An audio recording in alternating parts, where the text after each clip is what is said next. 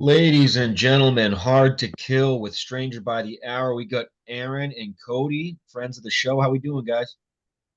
Doing good, man. Happy Memorial Day.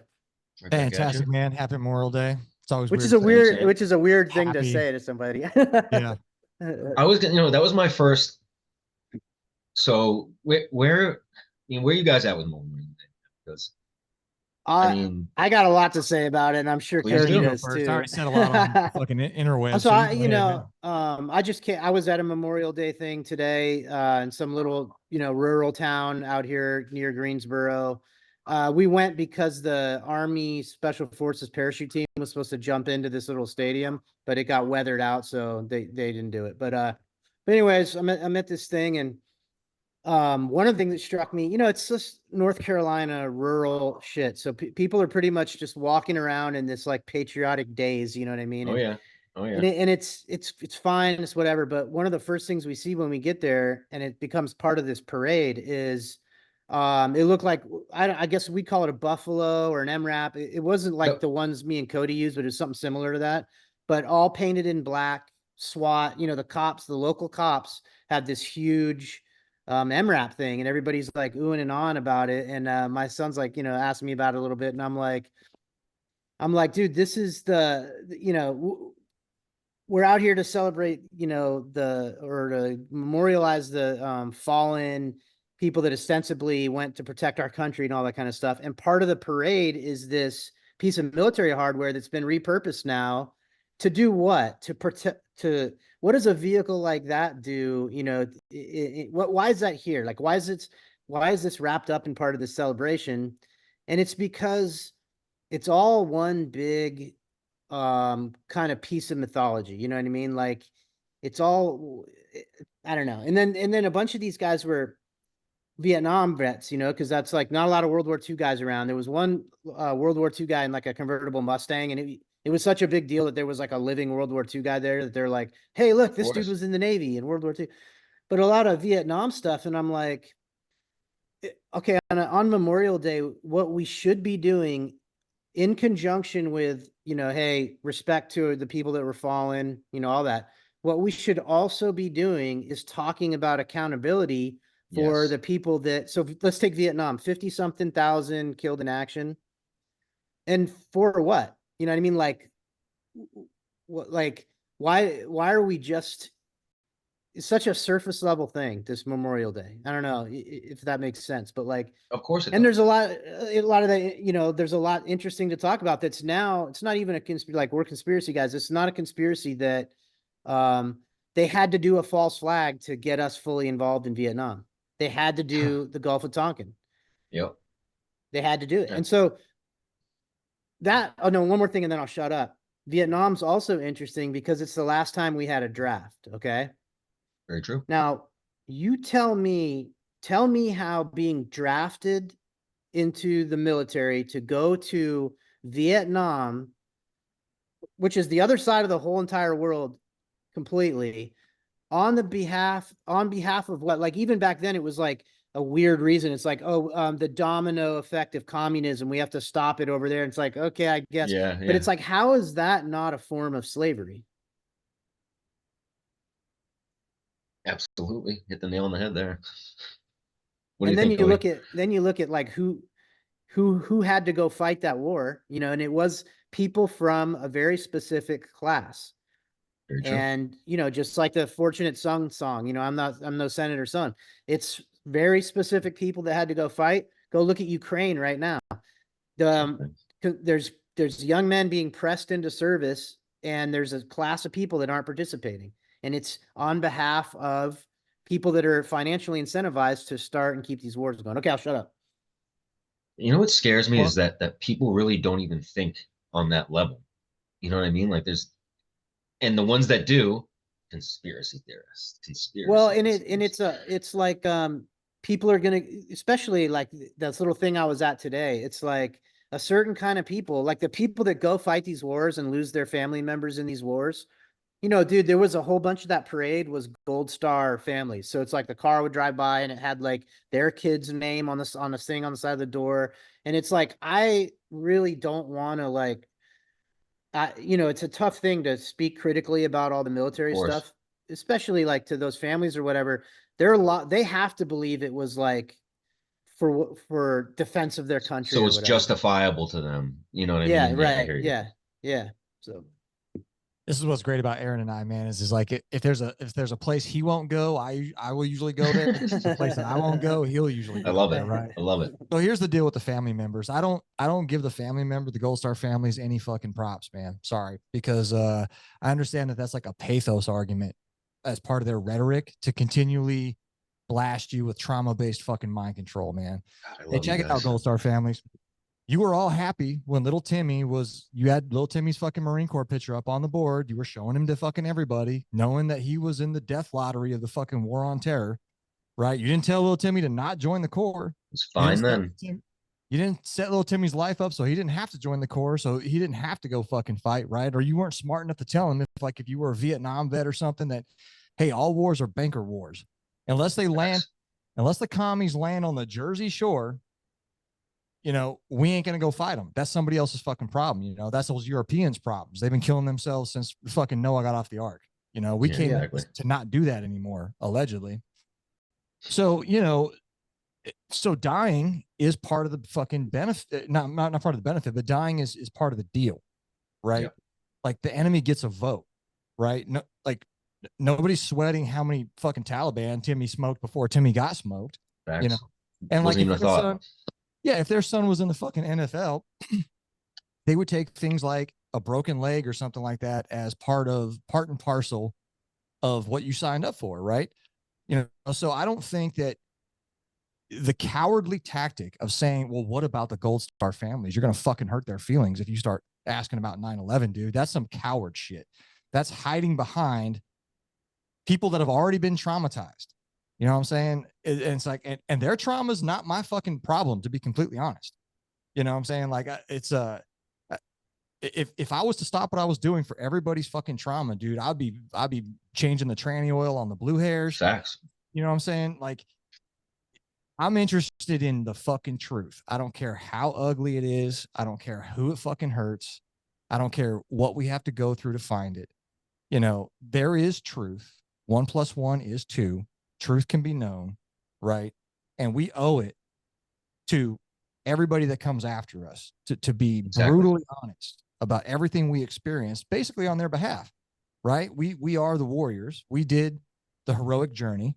And part of the heroic journey, that whole cycle, is you come back to the tribe and you tell them, like, this is what I saw, and this is how the tribe can be better from that. We don't go get trapped by the sirens anymore. You know what I'm saying? The Cyclops doesn't fuck with us anymore because I saw it. Yep. If tens of thousands, if hundreds of thousands, if there are that many Vietnam vets would have fucking said that, would have like shackled their kids from joining the military, man. Like, that's such a long time ago that maybe the curse of forgetfulness would have fucking sunk in, but Vietnam, I don't dig Memorial Day. It's a trauma based No, I hear holiday. you. It's like Really, where did it begin though? Like, what was it like? Was it us that said, we wanted to memorialize our guys, and did it? I knew we were going to be talking about it, so I looked it up. Oh, I figured. According to the internet, the first like kind of celebration like it was called. It wasn't called Memorial Day. It was called something else. But it was at the end of World War, or at the end of the Civil War. It was to memorialize all the the Union soldiers, right? So it wouldn't have anything to do with the Confederacies, right? And then little by little, a few states at a time over the years, it was like on a state by state basis. There was not a federal national holiday. And then it took all the way until like 1971 or something until they declared it, okay, hey, we're going to call it Memorial Day, and we're going to make it a federal holiday. But it was just like state by state. But by like the early 1900s, every state was doing it. It just was like disparate, Gotcha. Huh. Yeah. But to now, Cody's point, like, the it is part of the way they do this thing. When I say they, I'm just talking about the control system. I'm talking about the Of course. people that are incentivized, that benefit from using our military to meet their end states, right? Yes. You got to keep all, it's all part and parcel of the same thing. It's F-18s flying over the football game. It's um you know uh Self-reporting. Yeah. certain time of year all the baseball teams wear camouflage fucking gear. You know what I mean? Yeah. It's to keep the military in everybody's consciousness as a positive thing. And then Yeah. and it really works because like we're testament to that, right? Like there's a certain type of person, men, young men, generally from the lower, mid to lower socioeconomic band, a lot, like primarily mostly from like what they would call the flyover states, Yeah. like right now there's a state champ wrestler that's slinging hay bales on the weekend or whatever, who's just waiting to graduate so he can go enlist in the Marines or whatever. It's like a thing. But in order to keep that going, they have to make it so that, like, well, look, if I go over there and die somewhere, at least there's going to be a parade and people are going to like sing my name into eternity or whatever. That's all part of it. You know what I mean? And Dude, what you really the thing that sucks is like, for most of the people that do it, like most of the men and women that go off to do, engage in warfare on their country's behalf, it is a noble, they're behaving nobly. You know what I mean? Because they don't know that they've been lied to about what they're going to be used to do, right? So it's of like, course. and it's tough to, because it sucks, because like even with my current like horrible opinion about like the government and what they're using the military for, I fucking loved being in the Marines. Like Of course. it was, and I don't even regret it. I wouldn't, if I had, knowing what I know now, I wouldn't do it differently. I still would join. I still would go Said the fight all same the thing. nonsense wars. So it's a tough Well, thing to like. do you say that because it taught you something? Or do you say that just because you loved it? You know what I mean? I Like think it's mostly selfish reasons. Like it was like what I should.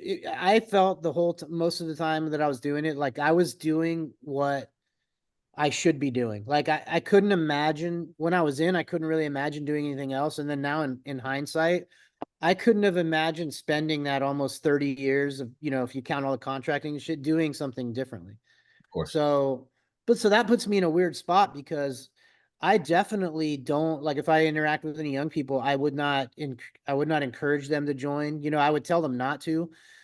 But there's one, Cody and I talked about this a bunch before. I would, I would think it's pretty foolish at this point for anybody to go enlist in the military Of course. in the current state of our country. However, the one exception, like if I was talking to a young person and I told them everything, I emptied my brain. I'm like, dude, this is what the government is. This is what the economy is. This is what it all really is, And he said, look, I hear what you're saying. I understand. I agree, but I just want to do this because I'm called to do it, not for the country. I'm doing it for me because I have a burning desire to like jump out of airplanes and blow shit up and travel around. I'm like, because it's very difficult to get what the military gives you.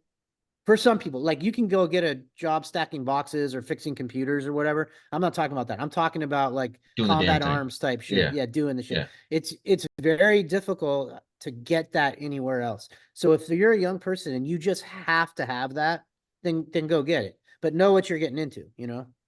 Now, see what you just said, and I'm referring to us too, like how our views now, and at the same time, we love. At the end of the day, we love what we did. Yeah, it's There's sick. something about it that either we excelled at or we thought we were doing the right thing to our standards. How do you even explain? It's such a weird fucking position. You know what I mean? It took me a long time to deconstruct the type of person we can't stand. Yeah. And it took a long time for me to realize I was that. And trying to explain this to people that are in it and going through it is very difficult, because it's very difficult for someone to look at themselves and be like, oh, maybe maybe Yeah. I am doing the wrong thing, or maybe I am that person that, I can't stand. Or how did you even get to the realization where you're at right now? Just believing heavily because in I something? can tell you because I went through one little kind of short spell where like I'm not prone to depression or melancholy, and it was a real weird out of the blue thing. I was contracting, I was overseas in Kandahar, and I fell into this like deep pit of despair, you know, and it was in conjunction with me watching all these places that we had fought for in the Helmand go over back to the Taliban. This is like 2017 time period or 18 something. So, anyways, I'm like in this funk, and I had to figure, you know, I had to figure it out. I'm like, and then I had this inkling. I'm like, you know, this has something to do with this Afghanistan war, you know, going the way it's going. And so after just basically thinking about it a lot, I had to completely divorce myself from any of the outcomes for any of the military shit. I had to make it all about my experience personally, right? And then like Cody was talking about like the hero's journey, they get into this like Joseph Campbell stuff. And I read that book right around this time period or just before it. And it's like trying to look at it all through this lens of I me haven't read just it. Can you, being, what is exactly, yeah. what is So the book about? Joseph Campbell, I think the book's called Hero's Journey or not myth, something. I'll send it to you later, but it's just look up Okay. Joseph Campbell and it's his book about mythology, Okay. and it gives you the breakdown about how almost every story, right? Every like from Star Wars to you name it, right? It's kind of the same story. There's the hero of the story. Yeah. He's just like a person or whatever, and then he's called to some adventure. Like, hey, we need people to go kill the dragon, or we need people to go kill the Taliban, or whatever. And at first he's reluctant, you know, and then he meets a mentor that it's like this storyline's in everything. Reluctant hero gets called to adventure, doesn't want to go, meets a mentor that convinces him, goes out, climbs the mountain, faces the unknown, slays the dragon, and then brings back to his people like what he learned from that experience. I'm paraphrasing it. There's more to it No, than I that, hear but you completely. I get you. that's Yep. kind of the gist of it, right? So when I started to look at it through that lens, I'm like, all right, fuck all this. Okay, the government that my country's government is run by a bunch of satanic pedophiles, and that's not going to Yes. change. And I got kind of tricked into all this shit. However, put that aside, what about my journey? Like, did I go on this journey? Did I do these things? Was I behaving like I wasn't out there to like subvert anybody else's Of course. country or kill, you know what I mean? Like I behaving nobly? Most of the time I was, some of the time Hmm. I wasn't. And you got to I be get you. honest about that too. Of You have course. to Of confront. course. Yeah. And so once I confronted all that shit, I'm like, all right, I can deal with this. I can deal with the fact that a bunch of creeps like lied. That's not on me, you know? And then what did I get from it? And so I kind of that once I got to that point, um now I kind of can laugh at, like, it does make me mad that these guys are fucking, because I they're ruining our country and I have like Of kids to course. raise here, you know, like but I don't take it like that personally anymore, if that answers your question. Gotcha. Yeah, completely. So how I squared it in my head was just by taking it in blocks of time, right? And you know, there's almost a feeling like people want to hold on to. We'll just keep using the Marine Corps as an analogy, like the Iwo Jima, right? Like, hey, we're so fucking great. Look at this Iwo Jima thing, and you're like, hey, cool, man, but that was like, man, that was like 80 years ago, bro. Right? You have to, like Aren said, you have to like reassess where you're at now, and we use basically the same technique. Is when I look back, well, first of all, the reason I joined the military was like a noble thing, right? Like I came from a pretty shitty family, and you know my escapism at the time was like science fiction and fantasy type shit, right? Of course. Books, basically. There wasn't an internet, you know, and so it was all hero's journey all day for me. Like I was just reading that stuff, you know, and so to me the you know, and in the Marine Corps commercials back then is a dude going Of through a course. fucking maze and literally fighting a Dragon dragon, sword. Yep. you know. I mean, Forget about it. when I was a Sold. kid, there was barely any real information about Vietnam, like just readily available. You know, there were some cool movies, but there was nothing else. Yeah, exactly. So there was nothing really. There was like one dude at a music store that had done some wild shit in Vietnam, and very quietly had kind of said like, hey, maybe you don't want to do this, but he wasn't forceful about it, and he wasn't like, uh, you know, he Told you the was, real though. yeah, but in like that was like barely the only sentence that the guy said. He didn't expand on it. He didn't say like, I can't fucking sleep at night, bro. You know what I'm saying? Like, Yeah, no, I hear you. But so the reason I joined was noble things. Like I thought I was joining the brotherhood that defends the United States. You know, it was 1998.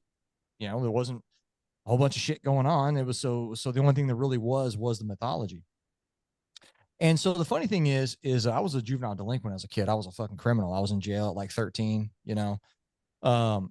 So it immediately what struck me when I got into the Corps, well, first of all, there was boot camp. I mean, the only thing we had to bounce the military off of at that time was Full Metal Jacket, right? Facts. Yeah. So, and I heard stories like my dad was a Marine, but didn't tell me a goddamn thing about it. But you know, I had heard that people like died in boot camp back in Vietnam, you know, type What year did you go through? 98. Okay. Yeah. So immediately upon getting to boot camp, I was like, dude, it was like a couple weeks in where I started to fucking see the cracks, man.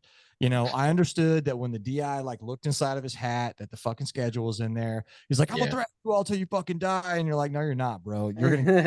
You're gonna get in trouble if we don't make the fucking schedule over there.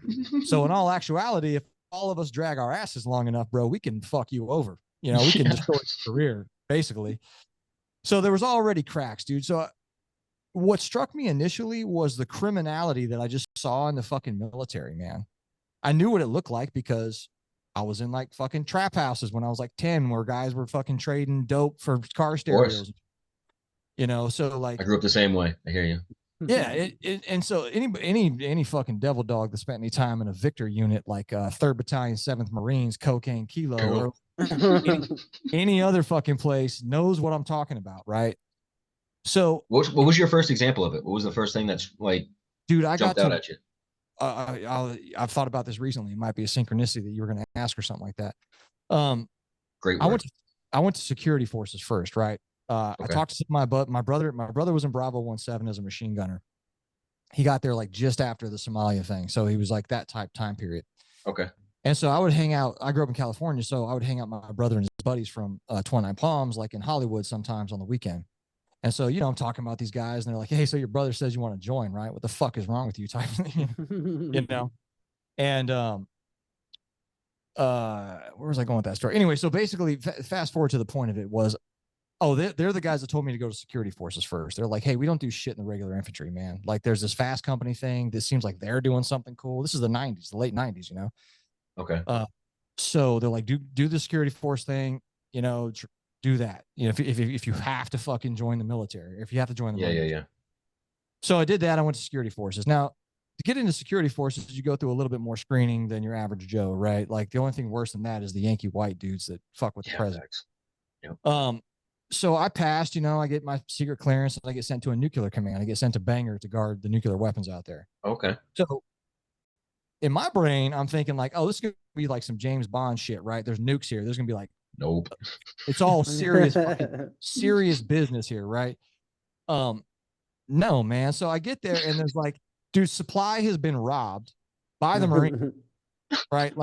Like a bunch of shit was missing from supply, man. Like, hey, bro, there's only like 500 fucking Marines on this entire Navy base, and they're all in the Marine Corps Security Force battalion or company. You know what I'm saying?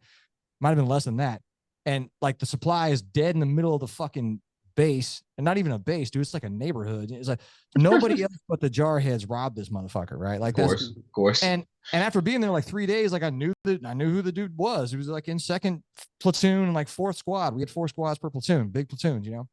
It was like a known fucking thing that this, and he was kind of like a street thug type fucking dude. And I'm like, okay. And then a ton of these other dudes are going to Seattle on the fucking weekends and dropping ecstasy because you can't get piss tested for it. So there's like the other half of the dudes are stumbling around on guard around nuclear weapons like E-tarded or whatever the fuck they called it because their serotonin was all fucked up. And I'm like, this is a nuclear command, dude. Like, you know what you're describing right now? I talked about it the other day. So you're fresh from like the boot camp, SOI, whatever, and you still have that kind of like that motivation, that thinking of the Marine Corps is completely not what you're describing right now.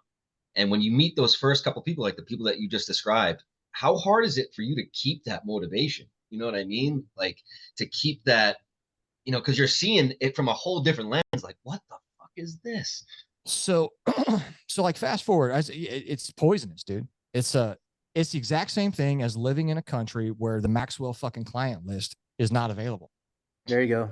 It breaks your brain, you know. Yeah. I tell people, as far as like my motivation goes, and then I'll wrap up how I deal with my Marine Corps shit. I distinctly remember the day the music died for me, man. I'm at security forces. I had already figured out that being a guard Marine was fucking garbage, so I volunteered for their CQB unit. At the time, it wasn't its own platoon. It was an additional duty, but those were the guys in like the green suits with the black body armor and the MP5s, and like once our stupid asses secured the building, like they were going to go in and shoot everybody, right? Cool shit. Yeah, the cool shit, the shit that was on the video, you know. Yeah. I didn't go to FAST, and if anybody's wondering what FAST it means for the Marines, it means fake ass SEAL team. Yeah. So sorry, fellas. That's good. You know what the fuck I'm saying, but so I make it onto the CQB platoon or team. We become our own platoon. So now I'm a full-time CQB guy. You know, there was like a competition between us if you wanted to get a school. So I wanted to go to breacher school because I was already, 351. I'm like, put me in, coach. I already know how it works. Yep. So I make it to breacher school, which was in Quantico for me. And I'm there with a guy who became a Raider EOD tech later named Kurt Grabner. And dude, we're up at like 5 o'clock in the morning, man. You know, we're freshly shaved. You know, we've already got some PT in, and we're wearing our fancy ninja suits. We're going to the chow halls. So we got like our tricolor caps, assault suits. I'm gonna go blow up doors in all fucking day, right? Feeling it. We're in the we're sitting in there, and sitting right across from me is a female Marine. She's a corporal. She's the same rank as me and Kurt. And it just kind of fucking clicks in my head. I'm looking at this broad. She's fucking fat. She's got manicured nails. She's got lipstick on, like all that shit, man. Just and she might have been dark green, but whatever. It don't mean nothing. It fucking dawned on me, man, that I'm like, to the Marine Corps' eyes, me and Kurt are the exact same as this fucking broad. I was like, I'm smashing my fucking self, dude. I ain't getting any, like Corporal Cody and Corporal fucking Tubby over there, exact same paycheck. I'm like, bro, I'm like breaking my body every day to maintain access to this fucking CQB course. I'm like eating fucking flashbangs at a cyclic rate while I'm there. You know what I'm saying? Like, we used to call them concussion grenades back in the day. I could see why they changed that fucking verbiage. So, you know, so basically to wrap up this whole rant is I deal with everything I did in the Marines by remembering what, like exactly like Aren said, remembering what my mindset was during that exact time and the information I had access to. I can't judge myself now by things that I did then under extremely limited information, you know? And, you know, when I do look back, I am reassured by the fact that I was honorable, you know, like Aren said, man, I was out there shooting fucking civilians, dude. Like I did put my life on the line for other people, right? Like I was more interested in my junior Marines than I was in the seniors or myself, you know? So I feel positive, you know, about my entire service, despite how much shit I talk about the service now. But the reason I talk so much shit about the service now is because it's now. We are in 2024. We've got a 20-year kick in the nuts called fucking Afghanistan that we got routed from. You know what I'm saying? Like, it ain't cool to just be bailing in fucking C-17s, leaving $80 billion worth of gear, man. Like, and that's the other shit that breaks your brain. Like some Lance Corporal drops an emitter or like a radio or loses the fucking metal detector. Oh, yeah. Yeah. Nailed to the cross. Yeah. Yeah. He's the biggest piece of shit known to man. You know, we want to NJP this kid. We want to fuck his whole life up so he can't get a job at McDonald's later. Meanwhile, the CENTCOM commander, somebody has to be signing for all that fucking property over there. That's a great point. Yeah. And last time I checked, the buck stops in the commander's pocket. Facts. So the CENTCOM commander should get a no pay due for $80 billion. Yeah. His fucking kids should be paying that off in perpetuity. You know, like, you know, that's not going to happen. Though. Nick, does that answer your question? Absolutely. Dude, I got one more thing, like for like other veterans that might hear this. It's probably obvious, but in the event that it's not. So and it's mostly for guys with combat, you know, it's combat time. Yep. So that's obviously a very, very specific thing. Okay. And so, and honestly, I can count on like one hand, and I won't even need all my fingers of Marines, U.S. Marines, and I've seen a lot of Marines in combat over 3 different, Afghanistan, Iraq, Somalia. I've been around. I don't know how many Marines, but tons, thousands of Marines in combat, or at least hundreds that I'm directly by. On like one hand, could I count the amount of times that I saw a U.S. Marine like actually bitch out? Okay, so I'm not saying that every Marine's Rambo. I'm just saying for most Marines in combat, it's been my experience that at a minimum, even if they're like not the best dude in the fucking squad or whatever, they rise to the level Yeah. of doing what's required in combat to get the job done. Yep. That's just what I witnessed. Okay, so for most guys that were in combat and kept it together well enough to not be a complete catastrophe, right? Then that's something that they now know about themselves that Yeah. nobody else Well in their put. country in their culture could know, even if they tried to pay. You can't buy that experience. You can't Hmm. barter for it. You can get all the like level of fame and celebrity you want, and that's not going to get you access to it. So it's this very like unique and specific thing. And if you let it be, it could be valuable. Like Yeah. dude, I get a lot of like I still walk around like, and I'm not, dude. I'm definitely not. But I still walk around like I could fuck everybody up everywhere I Of go. course. That like anybody around me Dragging ain't shit. dragging that thing around. Yeah, of course. Yeah, dude. I kind Yeah. of like I don't act that way, but I do like in kind of Rising to the inhabit that. occasion and Yeah, something like that means a lot. I mean, yeah. it's And kind of what so we all. it's cool. It's like a cool little, forget what the reasons were or whatever. If you have a like my perspective is like I'm like a high novelty seeking, right? So it's like I want my life to be adventurous and interesting and unique and full of all these experiences. Well, that's one that that's one you ain't gonna get in any other way. You know. Absolutely. Absolutely.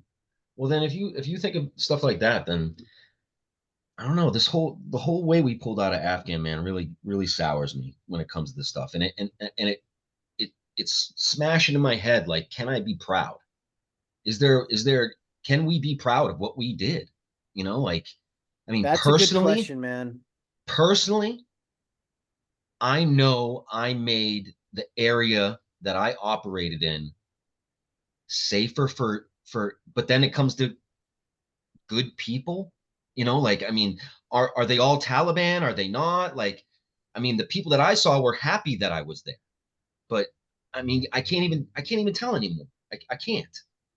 I mean, how do you guys Dude, feel about that? I think if you keep it to like what you and your boys were doing, given the tools you were given and the circumstances you were given, plenty to be proud of there.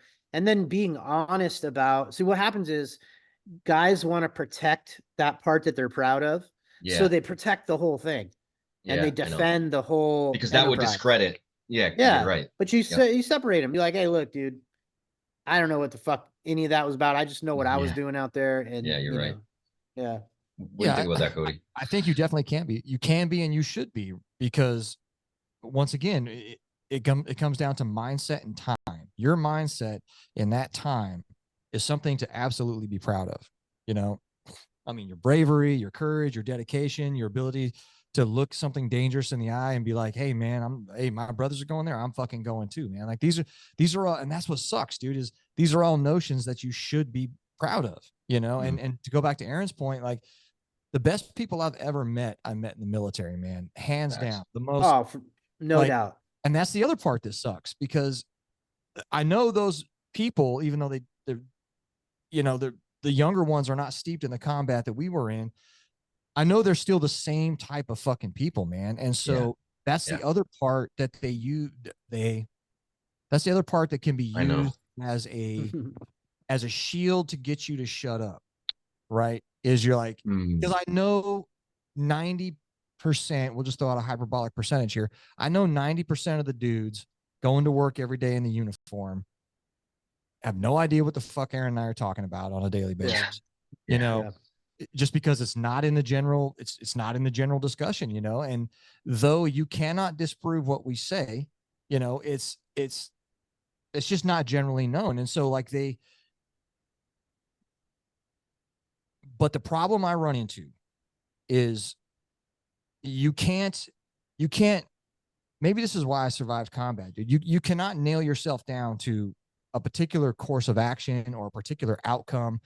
Like when the enemy takes their vote, you can't just be like, well, we were going to go down this road, but I don't give a fuck how many IEDs you put on it. Oh, I got you. You know, like when new information comes in, you need to be able to assess this new information, look at the rhetoric behind it, you know, look for its validity, you know, assess it like a fucking juror.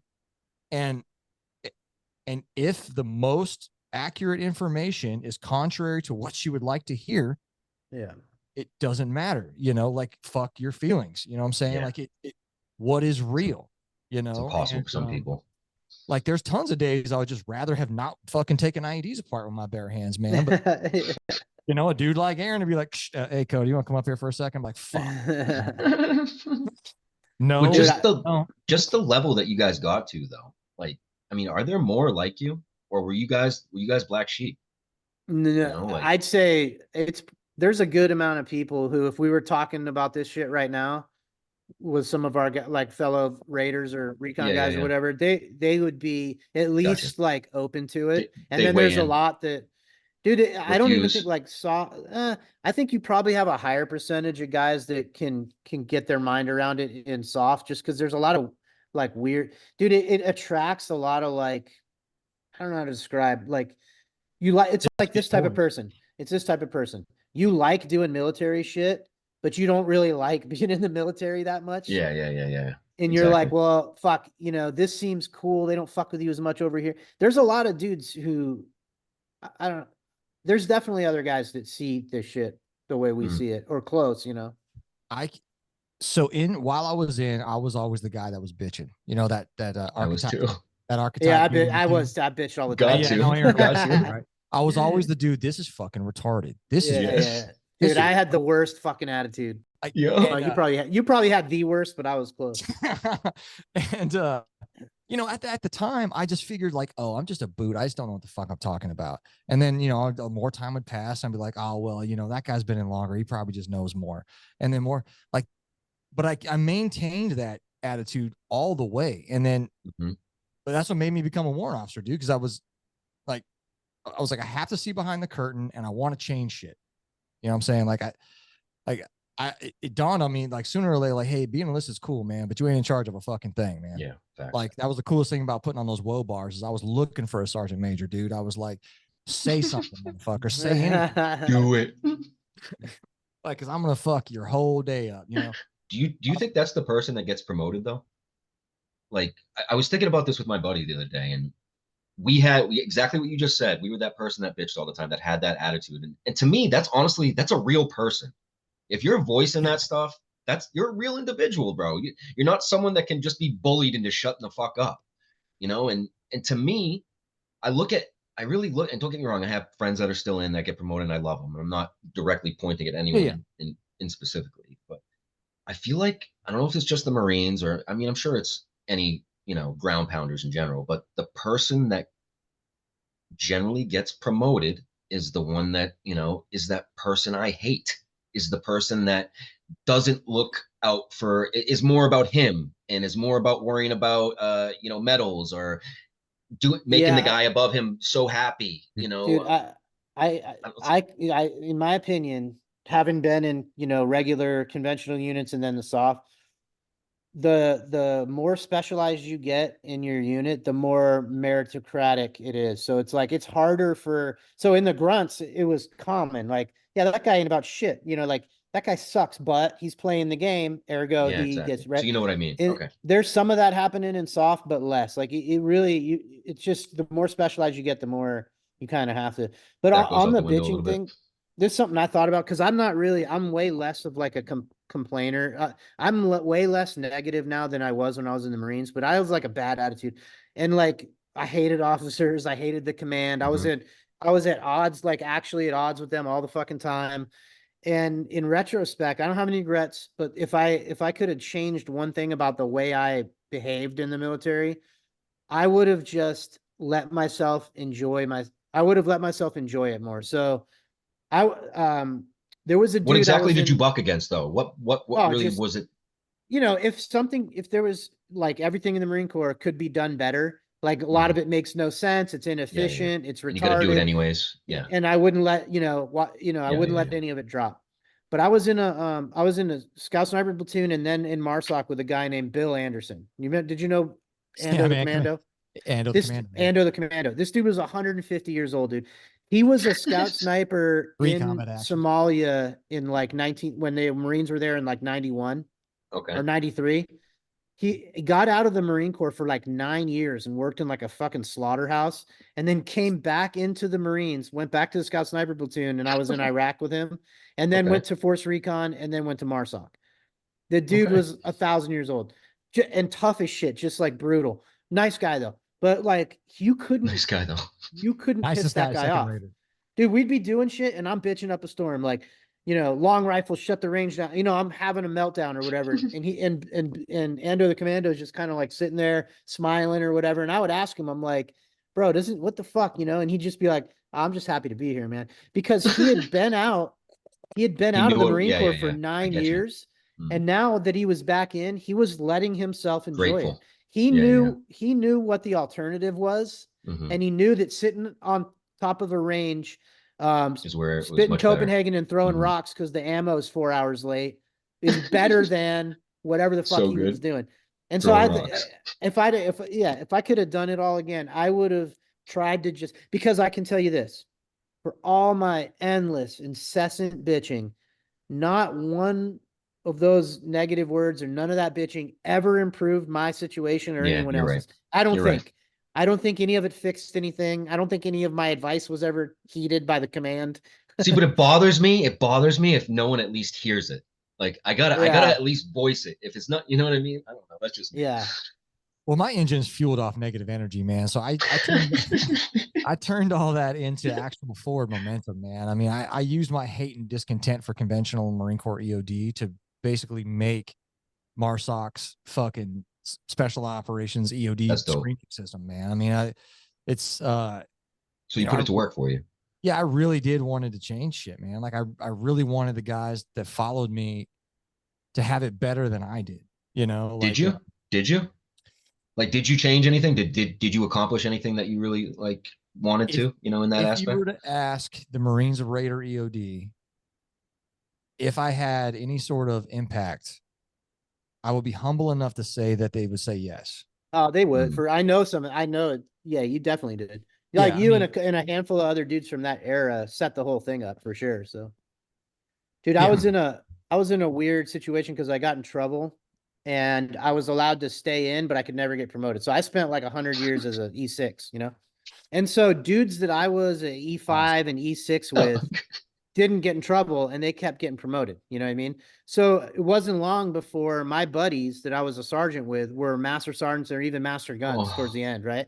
Which was cool. No big deal because it was actually kind of okay for me because I stayed in E6. So I was always just in a team, and I was never moved into like these other billets I didn't want to do. Yeah. And like those guys that became master sergeants and master guns, they didn't fuck with me. Like they knew, they were like, we were boys still. But sometimes they would appear and they would be like, hey, because guys would be bitching, like, whatever, it's Charlie Company and everybody's pissed off because XYZ, right? And then this happened a couple times where one of my buddies, it's now a master sergeant, would be like, hey, man, can you tell the guys you need to stop bitching? And they give me like the Marine Corps party line, and I'd be like, you're gay now? Like, you switched but up. It happens. But dudes do that. They move up, but it's not even. And now, in my more enlightened perspective, I understand now that it's just their perspective change. They had a higher elevated view about like how the whole thing should work. Yeah. And then shit down at the individual team, mattered less to them than the overall picture. I get it, but it's still like. Nick, to go back to the thing you're talking about, like the people you hate getting promoted. Yeah. And, basically because they're unprincipled fucks, kind of. Yes. It makes me think of that old Eurythmic song that later on I think Marilyn Manson copied, man. But the lyrics are, some of them want to abuse you, and some of them want to be abused. Yeah. Like the Marine Corps retains two different people that are highly effective at abusing others, and people that are highly effective at being abused. Yeah. without fucking doing anything about it. Beautiful. You know? And so like the type of people that Aren was talking about, you know, that guy's has probably reached a point in his career where it's, you know, 16 years somewhere in that vicinity, you know, where it's like you start shutting the fuck up. Yeah. Yeah, you're just you want to coast to the end, dude. Like, I don't Make give it any work for shit. you. Yeah. The careerist, Yeah. which is like one of the detriments of the fucking military is the careerist, right? I know. And you know what that guy should have been doing is maybe going back to the brass and being like, hey, they're all bitching because this is actually stupid.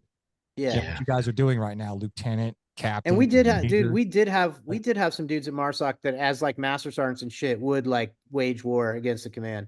But Like, right there. Have you ever seen a leader like that you just described just get his wings clipped? Yeah. In front of you. Yeah, all the time. More that's often the worst. than not. That's the exception, or that's the rule, not the exception. It's a rare guy who can, I'm trying to think right now if Maintain off the that. top of my head, Yeah. who can really continue to like keep it maintain real. that. Go against the grain. I think I know a couple guys that were like that, but it's just hard because there's, you know, the command wins every time because there's X amount of billets. They got all the people they need to fill those billets. So as soon as you're a pain in the ass, even see you later. Even at MARSOC, where you go through all this training and get all this experience and you think you're special until you fuck up or you fall out of favor, then they remind you. They're like, hey, dickhead, there's 100 dudes that want your spot right now. So play ball or fuck off. So towards the end of my career, when I was exceptionally mouthy at MARSOC about the downfall or the basically how bad like I thought conventional Marine EOD sucked and like what other problems. You know, because I was I would voice that shit all the time, like from MARSOC. You know what I'm saying? Like to the community. Well, to the community. Yeah, like EOD has a mafia. Like it's the fucking EOD mafia. It's not a joke. It's not fake. You know what I'm saying? And so my wings were getting clipped by I was going to get sent at the time.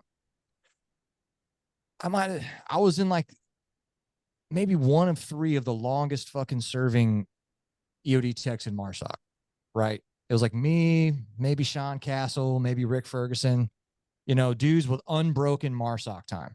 You know, you're a gunny or a staff? I was a chief warrant officer. Oh shit. Okay. Like, I'm sitting on like a fucking decade. I took like a break in fucking in 2011 to go become a warrant officer, but I went from first rater to second rater. Okay. So the mafia decided that I needed to be regreened, right? They needed to take, dude, I had done like high voltage fucking improvised nuclear weapon defeat, clandestine IED defeat. Damn. I've been trained by fucking SAS bomb techs from Ireland and shit. And so their idea was, we're going to send this guy to Air Station fucking Iwakuni. That was what they needed for me to do to broaden my EOD perspective on I bet that went right up your ass. And it was going to be unaccompanied, and it was right after my fucking wife at the time had just gotten over cancer. She just beat cancer, and they're like, "Hey, check that player. We got you some unaccompanied orders to fucking Iwakuni. You want to talk shit? But if you go unaccompanied, it'll only be a year. Oh. Or typically, like orders are like fucking 2 years and shit, right? Yeah. And so that's the clipping of the wings, man. Is that? Yeah. And I think that's how the shitty people end up being at the top, and good people. Dude, we had another guy named Dave, who was called Dave Pummel, because it's not like he was a fucking Delta Force guy or anything. I was like, you're not supposed to say people's names or some shit. He was the MARSOC EOD officer, right? And we all held him in high regard. MARSOC. When people talk about MARSOC, you know, there's the Raider Regiment, and then there's MARSOC. You know what I'm saying? Like MARSOC is the headquarters, you know? Okay. So he was the MARSOC EOD captain at the time, right? We held him in high regard.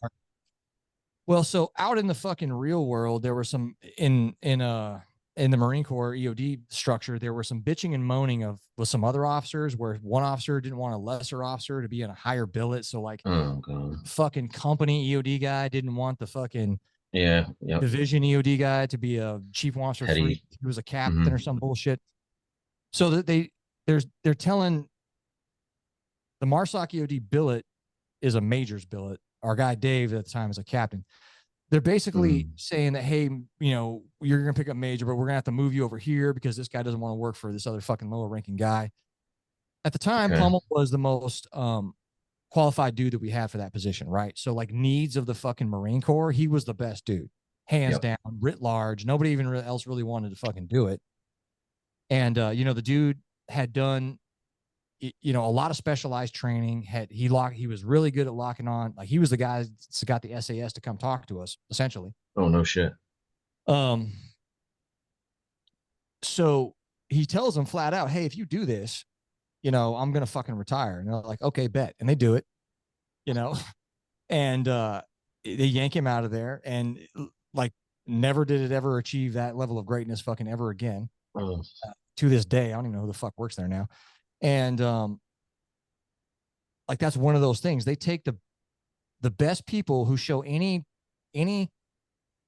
iota of not going along with the fucking system, and they get them right the fuck out of there, man. Because eventually what happens is you get high. You can't have people up in the colonel ranks, general officer ranks for sure, being like, what the fuck? Like, hey, it's 2013 in the Hellman, boys. What are we still doing here? And you like, I stopped by Fob Rob in 2012 to blow some shit up, and dude got caught by a drive-by by some dude on a motorcycle, literally maybe 700 meters to the fucking east of Fob Rob.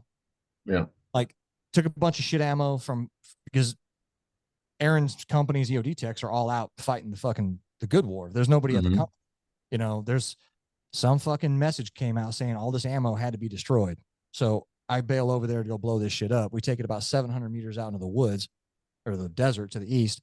And we're out there setting it up, man. And inside their white space, like some dude just rolls by the motorcycle and gives us a fucking mag full of AK ammo. And I'm like, I was fighting here 5 fucking years ago. You guys haven't. Yeah, you still haven't got. Hey guys, I gotta bail, man. Hey, think, thanks for having me, man. Yeah. All right, we'll talk soon. Later. Okay, so you can't have like a lieutenant colonel being at the time like, hey guys, we're making zero progress here. Like we're, you know, this is calling it like you see it. Yeah, I get you. He can't do that shit.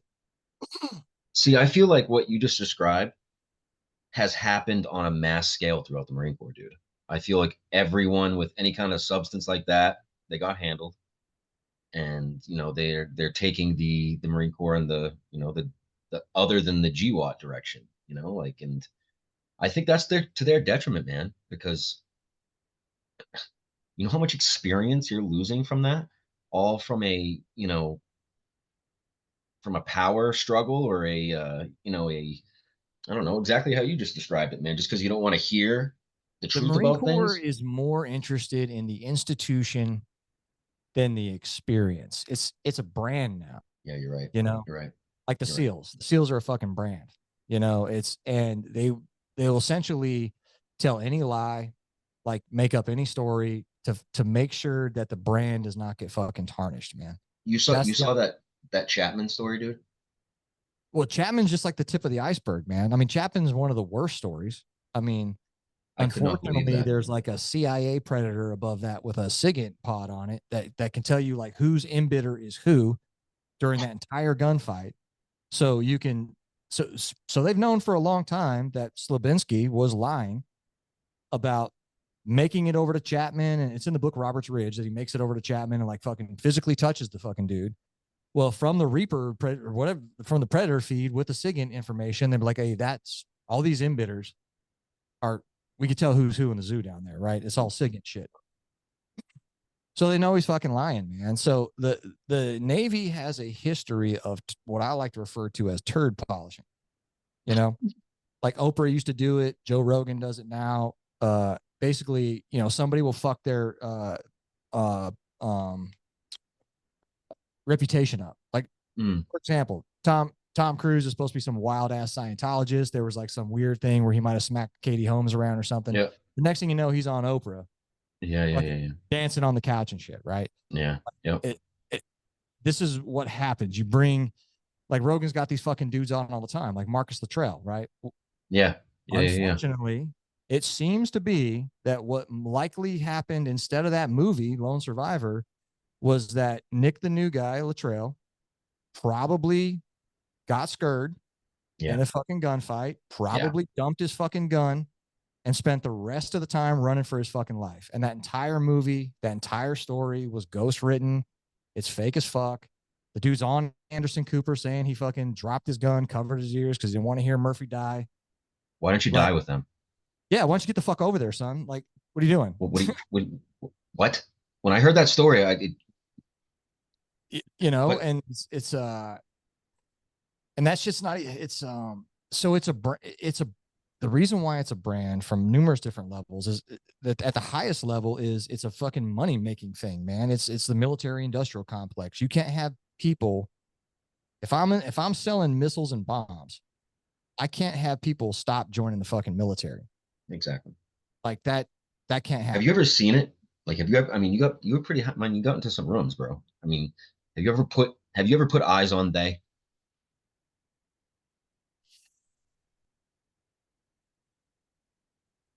Aaron and I talk about this a bunch, man, but there's what's called the banality of evil. Everybody thinks that evil is like, oh, The fucking typical Dr. Evil, Hannibal. Yeah. The bad guy. Yeah. You don't think it's some little old lady. Yeah. I hear you completely. Or some disgusting process where at the click of a button, somebody's whole livelihood gets fucked up or something, as just as a part of an administrative process. I think you're right. Yeah. So I'll tell you that one of the closest things I ever came to understanding the they. And when we say they, let me just clarify, we're always talking about all these, backdoor things that are going on, the military industrial complex, but they is always used because no one's ever seen these people, or I think that's their biggest asset. They're shadow dwellers, and you can't put a face to a name to a certain degree. So I'll tell you the instance, then I'll kind of tell you where you find the they at. So I leave the Marine Corps and I'm in the Defense Threat Reduction Agency, DITRA. It used to be JIDO, the Joint Improvised Explosive Device Defeat. This is like one of those interesting organizations that changes its name every so often, gets merged, has like billions of dollars of budget that nobody ever fucking sees. Like the IEDs never stopped, right? So I'm working for these guys doing sensitive activities, basically for the Marine, for MARSOC essentially. But so, and I'm overseas working like sabotage operations. So in order to keep it entirely vague, we won't say a portion of time, we won't say a place, but we'll say that Aren was on the same team. He actually got me the job. It was like some Goodfellas shit. My resume hit there. They opened the books like, hey, who knows this fucking Anderson guy? And Aren was like, oh, you can hire that dude. So we're working sabotage ops, right? So we had been given a bunch of gizmos. We'll just say gizmos from Johns Hopkins Applied Physics Lab. So everybody thinks that like Johns Hopkins like is out there curing cancer and shit. And that's their medical section, even though they haven't cured a fucking thing. But the other part, the real money maker is Johns Hopkins Applied Physics Lab. That's where like the weapon systems come out of. Like that's where the VT, variable time, like artillery fuse that would blow up when it got close to Japanese planes and shit. Like that's all Johns Hopkins Applied Physics Lab stuff. So one side's trying to save people, I guess. The other side's doing a super good job building stuff to fucking kill them. So they had given us these gizmos. Now, it just so happened to turn out that I was something of a subject matter expert in this area, just due to previous life experience, right? just as fucking luck would have it. And so I'm trying to do a good job, dude. I'm going to fucking nick the new guys on the team. This is like my first 18 months there or something like that. And so I'm overseas and I'm doing my due diligence. I'm about to start passing these fucking things out to people. And so stupid me, I test them. Right? They're supposed to do a certain thing. These gizmos, they're sabotage devices. So, use your imagination. It's a widget that we're going to get in the enemy's hands. And if the enemy fucking widgets with it, something bad's going to happen. Yeah. Creepy shit. So even the fact that I'm a civilian doing this is part of the they problem. Right? Yeah. Like there should be some enlisted guy doing this or some officer, like some chief warrant officer doing it. Right. But I'm getting paid $250,000 a fucking year to do it. So I test these things right? Like you want to test fire your gun before you step on a patrol. Dry So fire, yeah. I test one and it fails to function as designed. And I'm like, all right, man. I mean, that's why there's EOD in the first place is ordnance has a 10% dud rate, right? So I'm like, Yep. Lowest bidder type shit, even though it came from the applied physics lab. So, right. So, I'm like, who gives a fuck? I test another one. It fails. And I'm like, all right, well, this is a fucking problem. So, one of the symptoms, or I guess symptoms, one of the things that having like a shitty childhood does to people is like it can give you low self-esteem or like imposter syndrome. Oh yeah. Yeah. So I suffer from both those off and on throughout my life, right? So I'm like, there's no fucking way that that these things don't work. Like it has to be me. Like I'm stupid. Like let me, it goes back to what I think I was telling you. Like I was always the guy, well, this is fucking retarded. But so I go and I'm at a special operations command overseas, right? So there's a lot of creepy actors floating around there. So I go grab 4 or 5 of them, and I show them the dilemma because I'm like, hey, these dudes are also creepy experts. I'm like, hey, come here and take this real fast. Come creep with me. Yeah, 4 or 5 times, right? And well, first amongst this, I emailed back to the fucking rear to be like, hey, kind of noticing this. Could you ask? Because we weren't allowed to go direct to Johns Hopkins. There was some loser back in the fucking office who worked in some logistics model. He was like a J8 type fucking person. For anybody knows what those codes mean, like the money guys type shit. Gotcha. They could go to Johns Hopkins because there's like, all of us are contractors for different companies. Like they're good at what they do, water. They so keep it separated. Yeah, so subcontractors can't talk to. It's a thing. So I send it back to them, be like, hey, this is fucked up. What's up? And they come back, they're like, no, try it this way. And I look at their thing and I'm like, try it. What the fuck? I'm like, okay, so I try it that way. Actually, I didn't even try it that.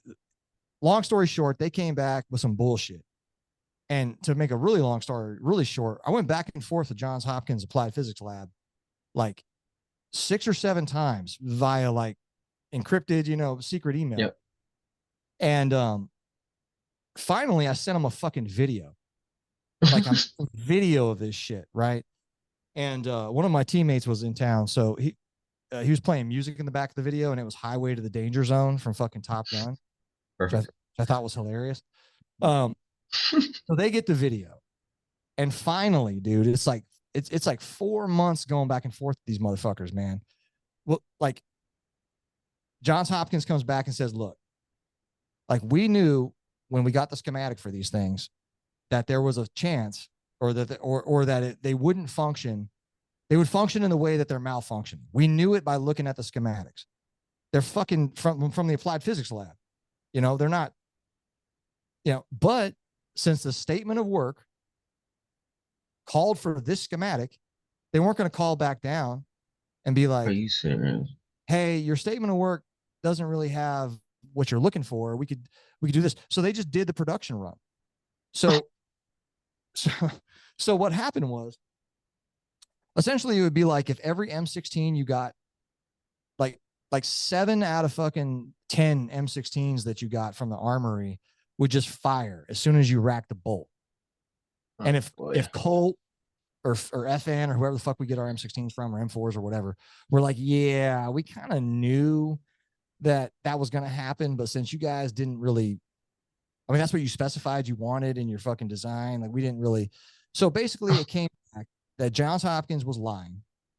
They weren't just lying about one of their pieces of gear. Sandia National Labs was also fucking lying about a piece of gear.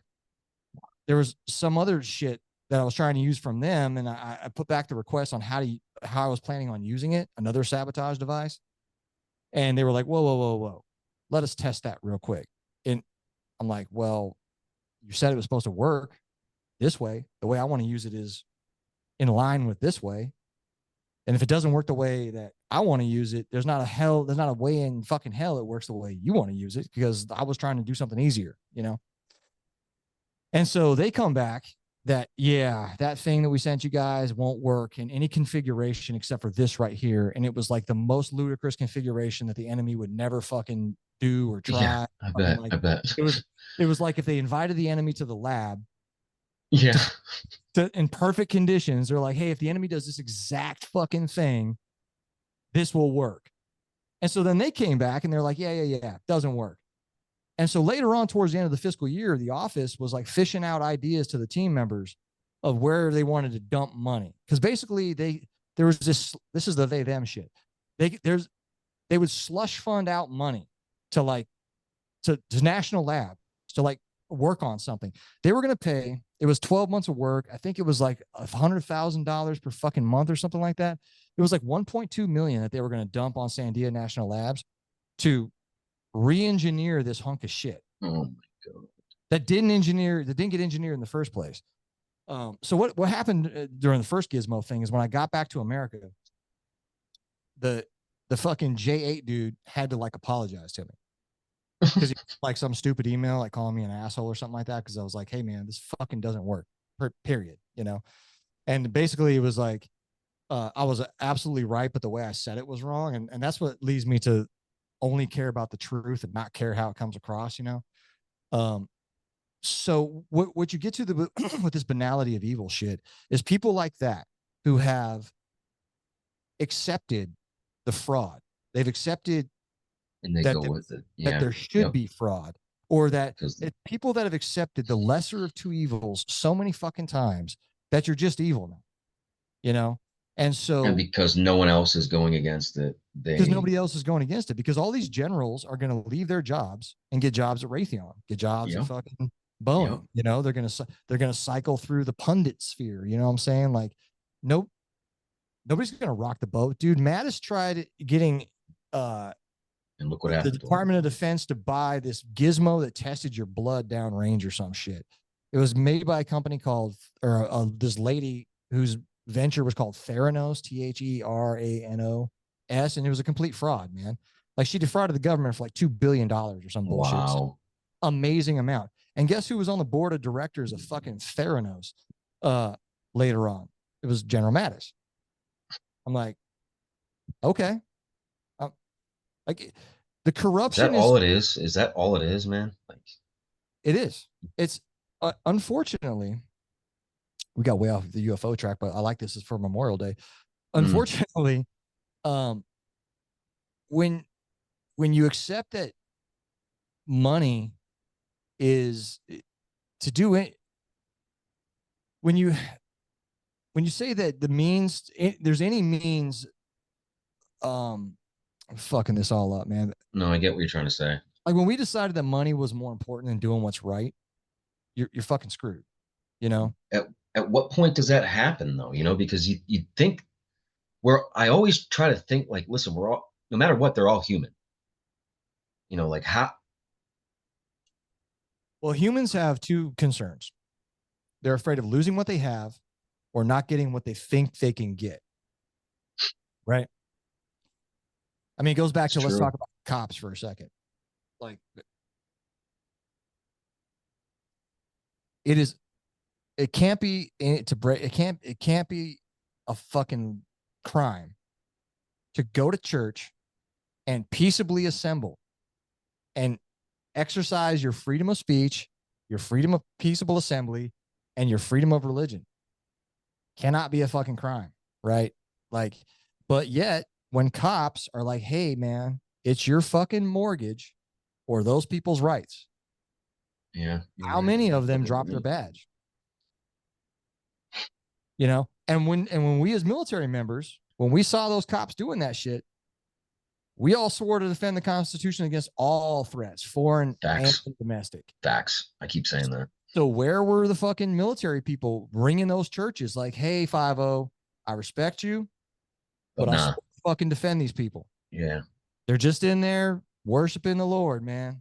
Whatever Lord that is, Allah, fucking Yahweh, Jesus, doesn't matter. Like, and it doesn't matter if they get sick if they fucking do it. That's their choice.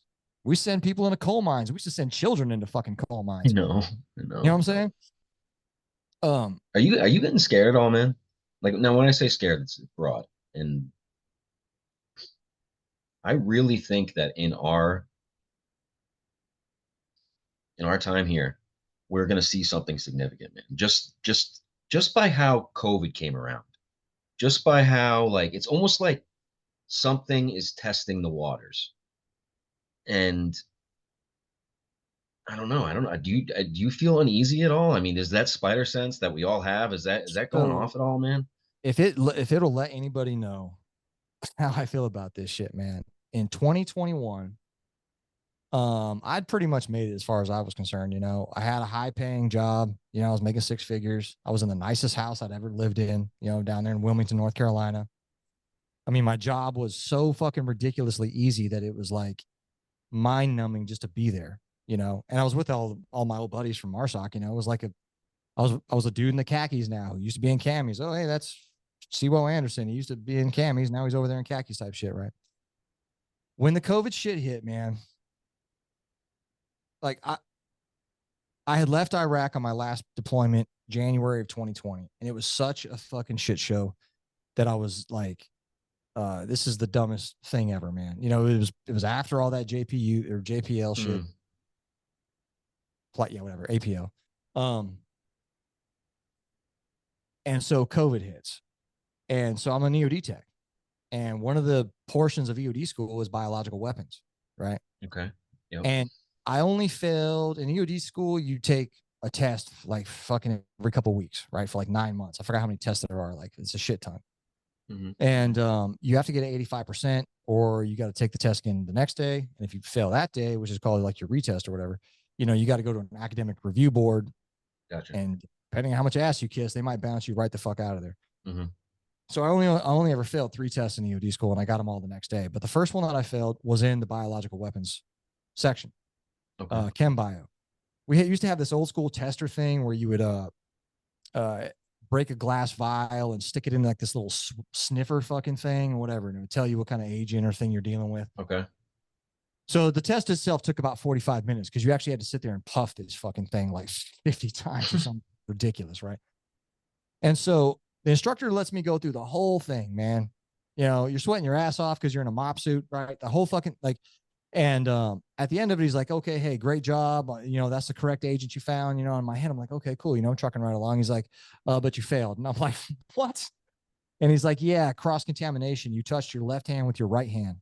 So everything you touched afterwards with your left hand was contaminated, which was all this clean shit over here. He's like, that's a 16-point hit, cross contamination. You're out of 84. You fucking fail. You know, see you tomorrow. And then I failed a test in fucking IEDs, though, which is hilarious. But and then I failed a test in nukes. But so when the COVID thing rolled around, you know, one of our guys on that team that Aren and I was on was from a family of like doctors and shit. There was a lot of weirdos on that team. Former SEAL Team 6 dudes. Some dudes had never been in the military, but were like hyper intelligent cyber dudes. You know, we had like creepy logisticians. It was you know, like a sabotage team. So the team you would need to sabotage shit. Yeah. So he said like basically what his family was doing as doctors as protocol to if you had to go out in town, right? So for the first 2 weeks, man, I'm like, okay, you know, this is like March-ish time frame, you know, when shit gets super stupid. For the first 2 weeks, I'm kind of going by this guy's protocol, which kind of jives in my head so as the Raider Regimental EOD officer, I had to go to JSOC for a tabletop exercise that was talking about biological black swans. Funny enough, this was like late 2015, early 2016. Masks. Yeah, so we're watching the JSOC dudes use all the current biological shit. And my job as the Raider Regimental EOD officer is to go back and tell them if we should even attempt to get in on this, right? Okay. Because towards 2016, Afghanistan's not really banging anymore, you know. MARSOC's starting to look for other jobs. One of them was counterproliferation. So, you know, so I see what they're doing to take care of biological shit. The top of the line stuff you would wear if you were concerned with a biological hit, right? So back to COVID comes in, rolls around. The protocol I was using was basically, you know, your standard, like you've done NBC shit, right? Where you strip down. So when I would get home, I was working, the wife was at home. When I would get home at the end of the day, I would basically do a decon, throw all my shit in the dryer on the highest fucking setting for like an hour and go right to the fucking shower and like scrub down kind of shit, right? So, you know, 2 weeks pass and I'm just watching motherfuckers, man. Like when I would get, Aren and I were on 50% at MARSOC. MARSOC went to 50-50. Like half the fucking force didn't have to come to work anymore. Really? which is like, well, then why do we always, I mean, no, there was no detriment to operations. I mean, so we literally don't need half these motherfuckers. But so I would get to the office, I'd spray everything down. I would treat it like a biological problem as an EOD guy. I've done a ton of them. I've done IEDs attached to biological shit, IEDs attached to chemical shit. But I'm watching other people, man, and they're touching their fucking face, and they're touching their fucking mask, they're touching their keyboard, they're touching their mask, they're moving around. I'm seeing masks float around in the fucking parking lot. And I'm like, hey man, like, why isn't medical putting out like a red trash can? We're like, hey, this is the only fucking place where you put that biologically contaminated anything. How there's a sharps box and shit. Mm-hmm. So now I start asking other people, like that Dave guy I was talking about earlier. I'm like, hey Dave, like you're a fucking master EOD tech, right? Like you've been through some training, right? Like I'm a master EOD tech, right? We're civilians now though, but like, hey, what part of like any of your training was this right here? Like what, what I'm saying? Like if there was an assault force, like ISIS was using chemical weapons, so, if I was to brief a commander on a potential biological or chemical threat, I'd be like, hey, sir, this is what the assaulters should be using. This type of gear right here. Once we confirm that the threat is not present, we can downgrade. But on the way in, we got to go full in. It wouldn't have been none of this fucking face mask shit. Of course, that'd have been nowhere on the continuation of PPE. Would have been a fucking face mask. And so I would ask guys like that, and you would just see the fucking lights turn off, dude. Of course, you would. Dude, and then I'm sitting in my buddy Ben's fucking office, who at the time is the operations chief for the 2nd Raider Battalion. He's also the sensitive activities chief at the same time. He's like dual hatting. Okay. And he's listening to a commander's update brief. I'm just in there shooting the shit with him because he's one of the best dudes to shoot the shit with, And so I'm listening to this, the 2nd Battalion commander telling his, heads of companies and heads of the motor T section and everything, like, hey, boy, dude, this is like late 2020 maybe, or whenever like it was getting towards the mandate. He's like, hey, we're not going to say it. We're not going to say it on your channel. The thing is safe. The thing is safe and effective. I've known this dude since he was a captain. Like, bro, you're not a fucking doctor. Like you're a dumbass 03 you might be a 03, whatever the fuck the SUs are nowadays, 0370 or some shit. But like, that doesn't give you a medical fucking degree. I at least have training in biological weapons, man. You know what I'm saying? Like, so he's telling these dudes basically like, hey, you ain't going to fucking deploy if you don't get your shit. And if you don't deploy, your fucking career is basically over, man. A Master Guns came and talked to me, Raider, and explained how he was threatened.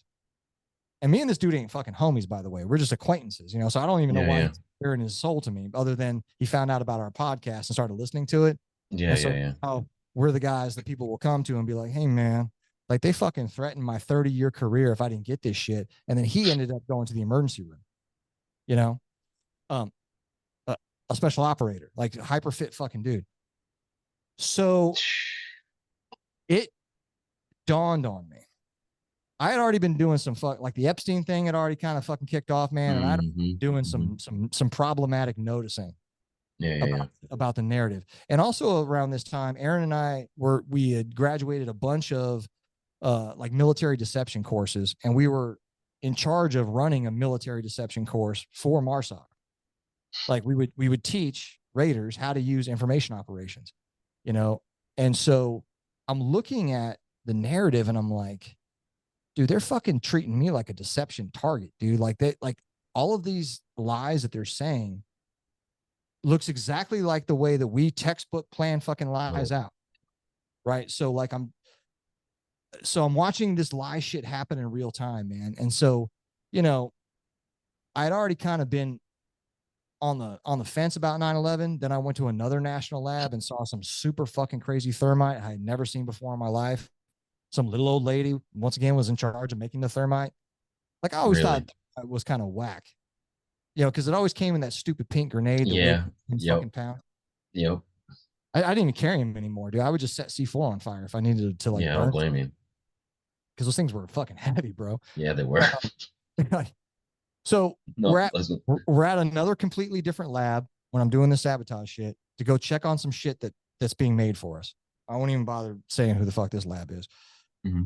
while the gizmo is cooking, for lack of a better term, dude, we're in like this hangar sized building that's sectioned off by like black tarps, man. And there's good old boys just listening to CCR in there, cranking out some of the weirdest shit you can possibly think of, man.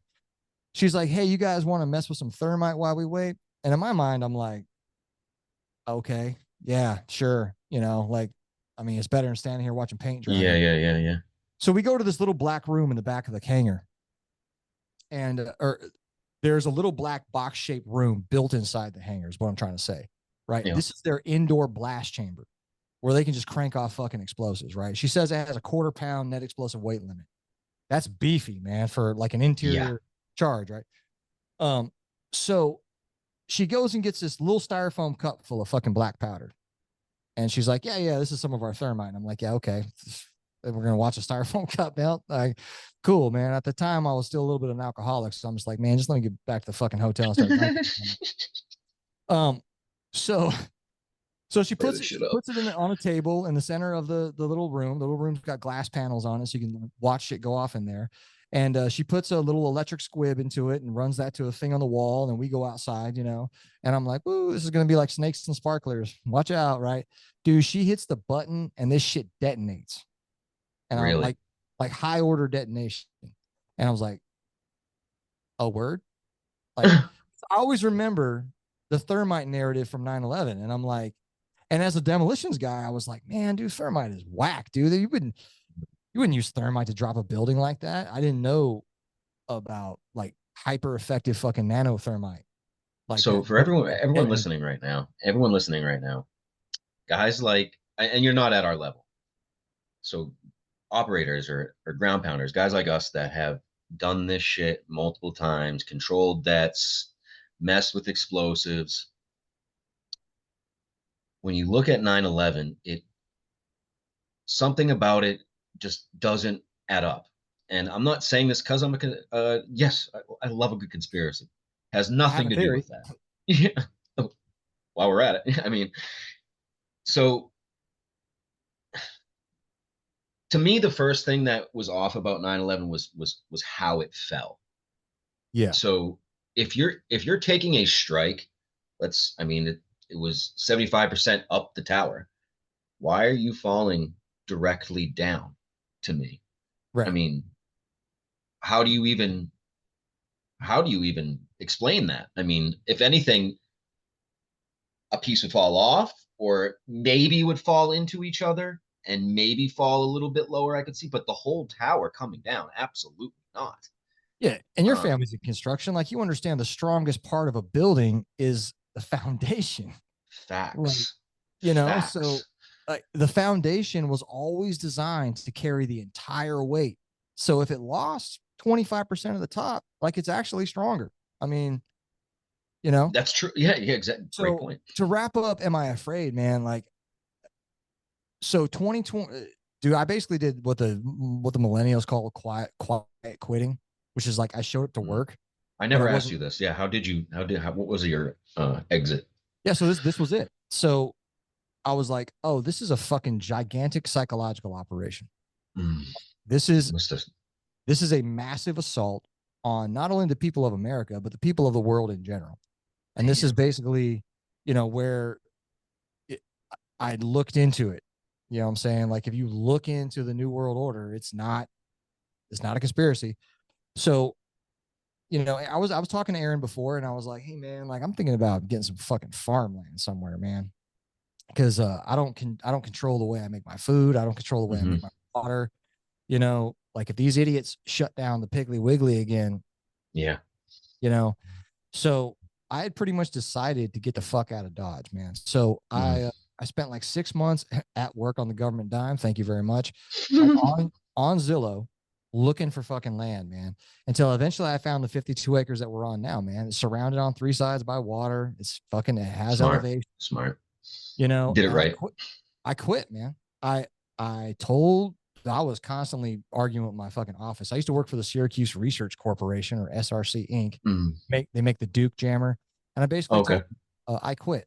And I had to write like a resignation letter, which is like, I'm not resigning. I fucking quit. I mean, I don't But so in the letter, just so that there was no misunderstanding, I was like, I'm quitting because you fucking people are basically going along with a crime against humanity. Like it was like they were going to mandate that we got the business. You know what I'm saying? In fact, they kind of did. And so I gave them the card that says I got the fucking business. You know, I mean, which is what a lot of battalion commanders did too, by the way. That there's a lot of high ranking people in the military. I won't, hey man, is what it is. But they let their fucking troops get it. But so yeah, I told them fuck off, man. I called them. I said they were in the email. I told them they were participating against crimes against humanity, and then they were war profiteers and fucking like Damn. you Gave know, it to because him. yeah, I didn't want to just burn the bridge. I wanted to burn the bridge and fucking earmuff charge the goddamn supports, dude. Like so that there's no way I could possibly be like, hey guys, can I come I would back? have paid to been a fly on the wall when the guy at the top saw that. Because it went, dude, that got sent up. Come I on. hope so. Yeah, Yeah, it yeah. did. You know. No, no, you're kind of glossing over this right now. And I Yeah. want people that are listening to appreciate this. For someone of your caliber to do what you're describing right now, tell me where your head's at, dude. I mean, you're basically acknowledging where the bat where I mean, we're fighting for the Imperial side in Star Wars. Like we are We're there the is a empire. Yeah. yeah, we are the when you're thinking for the longest time that you're the good guy, and I hate to generalize saying the good guy, but Yeah. that's how, America, freedom, like I bought into that heavy. When you are in a situation and for me it was when I was actually in country, when you realize that you're the bad guy, it's humbling.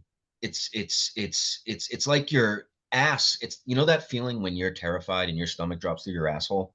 Yeah, man. That and it's not cool, man. And not only that, you start realizing that there's no way that you're gonna explain this to everyone around you. That no one's gonna everyone's gonna think that you're unpatriotic and you're crazy and you're this, but really we're just the only ones that see it for how it is. And I'm not trying to say I'm smarter than anyone, but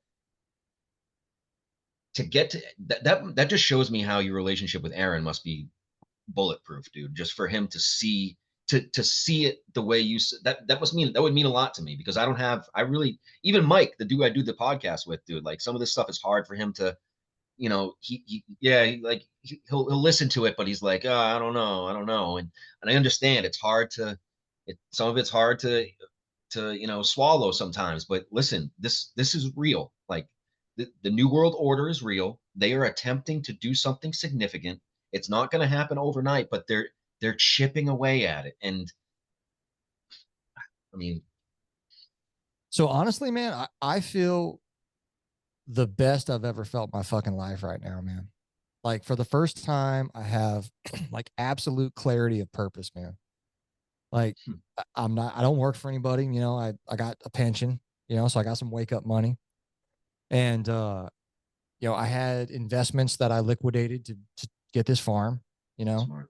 and my goal now is, get this place off the grid.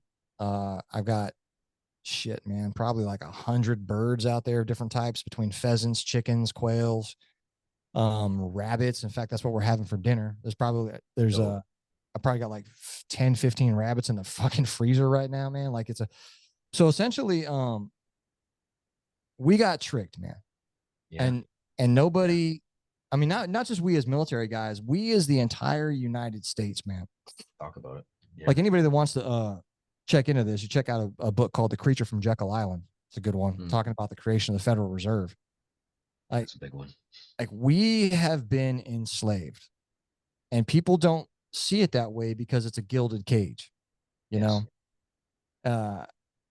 If you were to explain the way we live to like the Romans or even like the founding fathers or some shit like that, they'd be like, what the fuck are you talking about? Like some foreign bank prints your money and then loans it to you? Like, oh, that's how every empire in fucking history has crashed, you know? So I guess like to clean it up is like, so now I'm striving for the future of my family. I want to make it so that this place, there's food just falling off it. We stay planting fruit trees. Self-sustainable. Like, I want my grandchildren to be able to walk around here free from fucking concern, you Yeah. know, able to pursue their dreams and their happiness, to be this free thing we keep fucking talking about, you know, where their food isn't poison, their water isn't poison, you know, and they're like, damn, man, like my grandfather gave a fucking, even though I may never meet him, like he No, cared. but you stood on something. You stood Yeah. on something and you did it. You actually And good. to go back, you can hear a lot about it now with this fucking Israel thing, which once again, this is YouTube, so we're not going to talk a ton about that. But you know, you talk about civilian casualties and shit, and you know, there's some narrative out there now where people are saying, well, yeah, well, you know, we nuked Hiroshima, and we're not evil. It's like, well, says who? You know, and then, or they're like, well, we burned Dresden, and that was full of like old German women and fucking children and old people because all the men were at the front, you know. So basically, what they're doing is they're saying that because evil has been perpetrated in the past, you can no longer choose to be good because you've got evil in your background. Like, oh, well, you can't judge these people because you did this thing, right? And the flaw in that logic is that at any time, you can choose to walk away. You can choose to stop. You can be a fucking serial killer and choose to stop. Now, this is a cause and effect based world. Now, there may be some people out there who, you know, are still a little fucking raw with whatever you did, right? But you don't have to keep doing it. You can stop. Aren and I both quit the military, cold turkey. Like both we're on the same team, both 6-figure jobs. He quit a little bit after I did because he's got a family and I don't have kids. You know, he's got more concerns that would prevent him from immediately breaking contact, you know? Yeah. But you can stop at any time we want to. America can stop choosing the lesser of two evils and decide to choose the greater of two goods. And no matter what pain we have to go through, we simply tell ourselves, who gives a fuck? It was the greater of two goods. So, you know, if we are an upright, moral Christian country, like I consider myself a spiritual guy, I don't subscribe to any book religion, same. you know, but you know, if I have to choose one to be in charge, I'm like, or if I have to choose one to live under, the Christians are fine with me, right? Like if we want to be a Christian country, there's a whole bunch of shit we should probably stop doing before Jesus comes back, folks. Yeah. You know, he's not going to be happy that the fucking money lenders no shit are still in the temple. You know, he's not going to be happy that all of us are usury slaves. You know, at any moment we can decide to stop. You know, we can cancel our Amazon, we can cancel our Netflix, we can fucking, oh, if I can't find something at a mom and pop store, maybe I don't need it. And that goes back to people losing what they think they might get. We've been instructed to think that there's this constant upward trajectory and something always better is going to come along, right? Well, hey, I'm 45, man. I turn 46 next month. Like all we have now is fancier gadgets. America is objectively worse than when I was like in my fucking 20s. Big time. You know? So hopefully that answered both your questions, which is like I have clarity, man. And for like the first time in my life, the hours that I spend every day working on something here on the farm stays on the farm. It's nobody else's but mine. You know, if I spend 10 hours working on the chicken coop, tomorrow the chicken coop is 10 hours better. You know, I'm not selling my life to MARSOC, selling my life to the Department of Defense, man. Like, and really, that's kind of what we need to get back to. You know, I'm a solution. I agree completely, guy, man. Like everybody seems to pretend like there's not a solution to shit. And I'm like, well, that's what they want you to think. Yeah. I mean, we didn't used to live like this. No. You know, we had generational wealth. We had generational families, you know, generational living, you know, why wouldn't your family have a compound and then, you know, your son and that person's daughter link up and like, okay, cool. Now both of our families are better. You know, the way the Rothschilds and the Rockefellers do it. You know, like why should we be different than these cartels that run the fucking planet, man? Like we should start cartels, you know, like I said before, like, you and your buddy go find someplace close to where you both live. So, you know, you can both still commute to the beast, commute to Babylon, what you got to do, you know, but when you're home, you know, maybe it's an hour and a half commute away and maybe it's 10 acres, you know, people used to get in their fucking wagons and leave. Like, hey, y'all, Yeah. with this fucking city over here. We're just gonna us 5 families. We're gonna Let's go do our own thing. Yeah. make a new town somewhere, man. I've been running my mouth, man. Sorry. No, you're good. I just wanted to tap on this a little bit, man. It's kind of off the topic a little bit. I'm gonna swerve into UFOs real quick because the reason being is I watch a lot of the stuff that's going on in Ukraine right now, how they're utilizing drones, and I'm thinking to myself like drone warfare, reconnaissance and being able to just use a drone to like observe everything that's going on in the AO. Is that not what it seems to me that's what a UFO is. It seems to. I know that's crazy. I mean, what is crazy? But we are casually talking about on our news right now. There's things in our skies we don't know what they are. We Yeah, don't nobody bats know. an eye. Yeah, and it's casually talked about. Yeah, yeah. And I mean, 5 years ago, I was told I was crazy. There's no such thing as aliens, or even if it is aliens, I mean, what is an alien?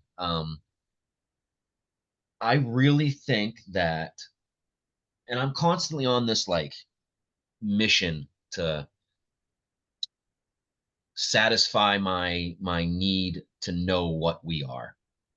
I've always dug on that because we really don't know. We really don't know what is going on in this place that we are. And for when we find things that we don't understand, and I'm just prefacing the UFO thing. Um,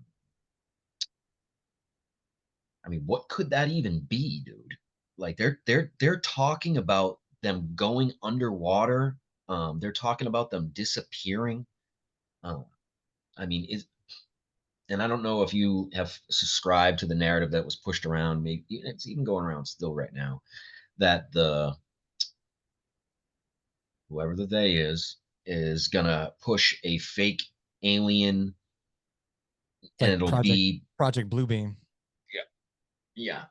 So I'll is it a rollout for that? You know what I mean? Because I'm just speculating here. I'd like your opinion, but this is what's going on in my head right now. Like I consider yeah. all options, and I mean, are we dealing with Raytheon flexing their new technology a little bit, or are we dealing with something else, man? Um so my take on it is I would rack and stack probabilities of what it could be, right? Normally when I'm looking at things, I look at possible is it possible, right? And then is it plausible? Hmm. So looking at different technologies. So one of the things that Aaron and I used to do is called special access programs. Yep. And when I got into special access programs, which is what people would generally consider to be above top secret, as far as the DoD Yeah. concerned, there is no above top secret. There's just Exactly. top secret with extra shit Hmm. attached to it. And so one of the things that was next to like Hillary Clinton's shitter was special access program material, like Comey said on the news. And Hmm. I'd become a special access guy during this time, which is why I was like, the fuck did he just say? He's Yeah. like, things marked next to her toilet were top secret. It was either like special access required, SAR, or like have SACOs, the other one. I forget what the fuck that stands for. So like top secret / no foreign, Hmm. whatever, fuck rail 5I. Yeah. Yeah. Yeah. So she had like SAP information next to her shitter. Um, there are a lot of narratives out there. I'll just see if I can't get to the point. The UFO narrative, ancient buildings narrative, like Yeah. the you name it, the pyramids, Yeah. everything to the Tartaria narrative. Yep. There's a lot of conspiracy narratives out there, and when you get down to Aaron and I call it the signal and the noise, right? You, Mm. you get, you get Like a white noise constant. on, yeah, Yeah. the signal that you hear amongst all that noise Yeah. is that Gotcha. humans suck. Yeah. We can't build this. We didn't build that. We can't do Yeah. this. We can't do that. Like we're that capability's not possessible by us. It's like all of them. That's the general idea, is an idea that we suck. And so I'm looking at it and I'm like, well, that's not true. I mean, we got the fucking, I mean, yeah, the pyramid's cool and all. I mean, I love that thing, but like, we got the fucking Hoover Dam. I mean, we got, there's this thing called the Troll North Atlantic oil rig, TROLL, like a troll, you know? Mm-hmm. It's built in like Sweden or some bullshit. The thing is retarded. It's like I think I've seen this. 80 feet of concrete pillars or something Yeah. like that, sitting in Yeah, the yeah, North yeah. Atlantic, dude. Like the Yep. thing has to sink like Ridiculous. 15 feet. Hey, fuck. I mean, that's impressive. You know, they took that thing out there on a tugboat. Like, so when people are like, humans can't, you can't do this, I'm like, well, that doesn't seem correct. Mm. Right. And then so when they, as far as like the UFO thing goes, to tie it together, like the SR-71 hypersonic plane, unclassified speed of like 3 Mach 3, you know, was rolled out in the 1950s. Yeah. I mean, that bitch is like 70 years old. Yeah. You know, do we think they just stopped?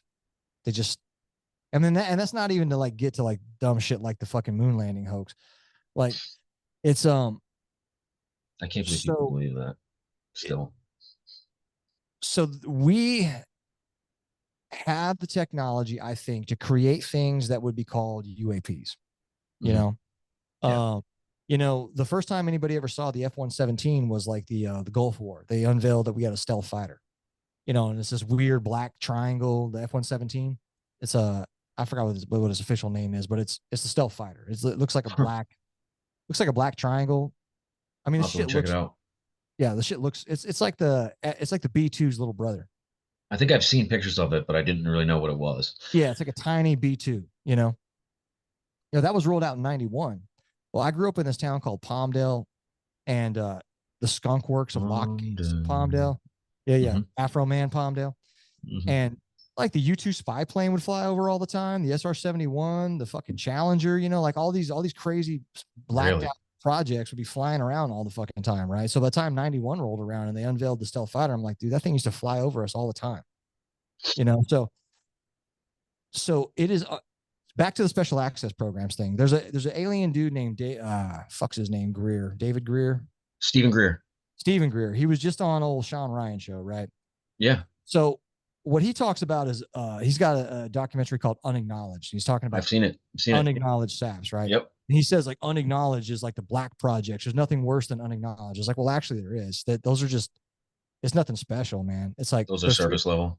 Yeah, there's 3 different types of special access programs. There's acknowledged, which means, hey Nick, everybody kind of knows we got lightsabers, right? Like just for example, right? It would be or like a satellite. You know what I'm saying? Like somebody would, back in the days, like the fact that there were even satellites using signals intelligence was like top secret shit. You know, nowadays it's like, yeah, of course we know they're spy satellites, but they're still crazy secret, the technology. So that would be like an acknowledged SAP where we're like, yeah, lots of people can know about it, but we're not telling you anything about it, blah, blah, blah. Unacknowledged is like few people can know about it. Like, you know, House Select Committee on whatever fucking budget, you know, that'll be like an unacknowledged SAP where maybe somebody from the military will ask something about it and some civilian will be like, yeah, nah, sorry. Like, I don't even care if you're the director of the Navy. Like you don't have access. Sorry, you're not on the list. Well, above that is called a waived SAP, like waived, like WAIVED, like waived, which is like they're not telling anybody about that shit. Like this very small amount of people know about that fucking thing, right? So there's levels above shit that Greer's talking about. Is that all military industrial complex that run those? Or is it just deep state no, military? This is how they get around that shit. A lot of that stuff is parked at private industry. Because you can't FOIA request private industry. You know? So like if you think about it, like NASA builds close to nothing for themselves. They've got subcontractors that build fucking everything. You know, like SpaceX is building shit for NASA, man. Like that's nuts. So we're giving money to NASA to give it to Elon Musk but whoever, doesn't even fucking matter. So what I would guess is about to occur. Like my it's probably from working on so many IEDs that my brain just looks like just sees different shit, man, like connects different dots. I like it. there was an opening ceremony early 2020s for NATO joint base Norfolk. So there's a NATO joint base on U.S. soil, which means there's fucking weirdo foreigners walking around. It's in Norfolk. It's called like NATO joint base Norfolk or some shit. There was a commencement ceremony there where Miley, old Miley Cyrus Actual, is that dude still the Department of Defense head or whatever? No, he's like Yeah, I think Joint Chiefs of Staff. He's a Joint Chief of Staff guy. Yeah, right? Yeah. So he's there giving a speech. And in this, so I'm listening to it. And in this speech, he's saying that like this is the base from which the war in the Atlantic will be fought. I'm like, war in the Atlantic, bro? What are you talking about? We're not at war yet, And during this speech, I'd invite people to go find it. And in this speech, I'll find it and I'll send you a link to it in like for YouTube or something. He rattles off a whole bunch of battles where we lost like 10, 15, fucking 20,000 dudes, like Meuse Argonne, Iwo Jima, D-Day, like Pearl dude, during Harbor, the whole fucking war on terror, we didn't lose more people than they lost on D-Day. Yeah, facts. On the day. You know what I'm saying? Yeah. Like, so what he's saying is to these young troops or whoever the fuck is listening is that, and he mentions that there's new weapon systems that are 5, 10, 15 years out. That means they already have them.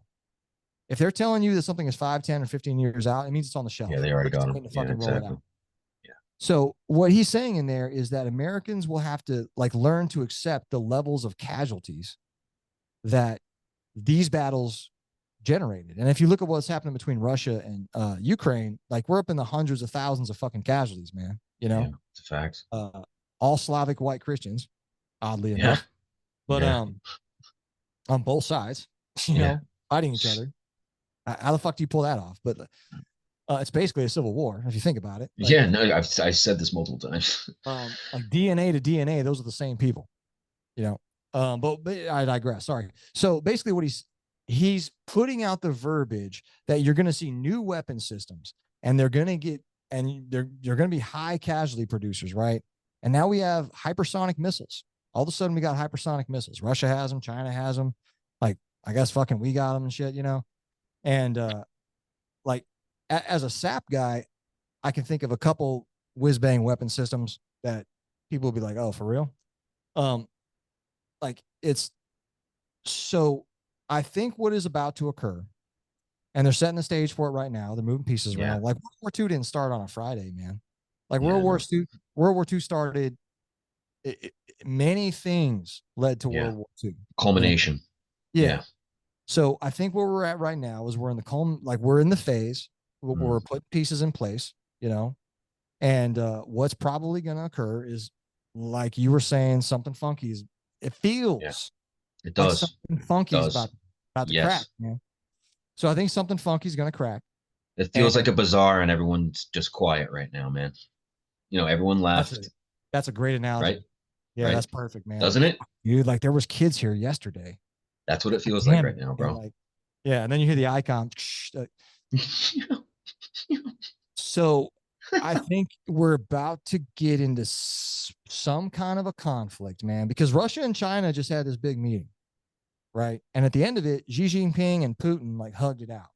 Yeah, and it's weird when world leaders touch each other. Yeah, like that's a strange thing, right? Yeah. And then they release like this joint statement that says, "Hey, we're tired of this fucking unipolar Western hegemony bullshit.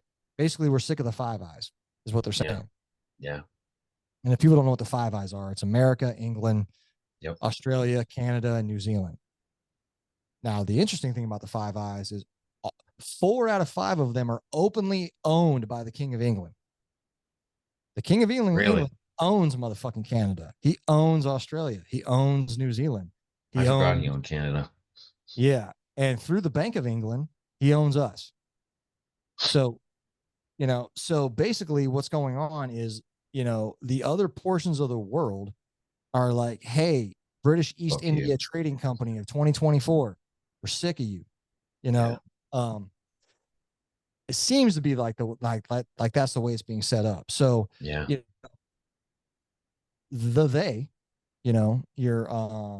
Victoria Newland would be a good person to look into if you're interested in who the fuck they are, who her husband is. Her husband was instrumental on writing the Project for a New American Century, or the PNAC. He was also in on the fucking Iraq invasion, like the 2000, like planning the whole Iraq invasion of 2003. So I think what's going to happen is a war is going to kick off. Yeah. And they're going to unload, they're going to unleash new weapons, man. Like the first time we saw the F-117, dude, they're going to unleash UAP style fucking weapon systems is going to be my guess. All these people that say that, like, oh yeah, come and take our gun, dude, we're not ready for we're not ready for something like that. You know what I mean? Like, you think? No, I think you're right. Yeah. I went to this sabotage course called Black Hollow, Black Holler or Black Hollow, depending on how you want to say it. It's ran by these people called the Joint Warfare Analysis Center and Fort Belvoir. Oh yeah. And the whole purpose of that course was industrial sabotage. And what we did was we would go around to local places in West Virginia, like the local oil pumping station, the local AT&T building, the communications transfer station, and so earlier in the day, we would do like 6-7 hours of classroom shit on how to sabotage like a railway station. And then we would go out of town and look at a railway station, So we looked at several different industrial sites throughout West Virginia, man. And the security of these places is atrocious at best. Yeah. It's not there. Like, yeah. people have no idea. All these chest beating motherfuckers, man. First of all, exactly. America lost a war to the Taliban. Seriously. The Taliban had no anti-air. Like, Russia wasn't giving them 20-year-old AKs and rags, 20-year-old AKs, man. Like, Americans don't understand how fucking fragile the infrastructure in this country is. Oh, I'm sure. And how there's nothing on the shelf. There is no backup. Like the electrical substation near your house, like that big boxy looking fucking thing that like the wires and shit go into. Mm-hmm. If somebody were to shoot that in a couple key locations with not even a big round, the oil would drain out of it. Those things are like have oil in them. They're like oil cooled and shit. And that'll burn up almost instantaneously, give or take, some time. And your town now doesn't have power anymore. Right. And they're not, it just happened recently in North Carolina, not too long ago, man. It was like Moore County or something like that. Oddly enough. So the first hit is the power. If they want to. How many people have come over the fucking border, man?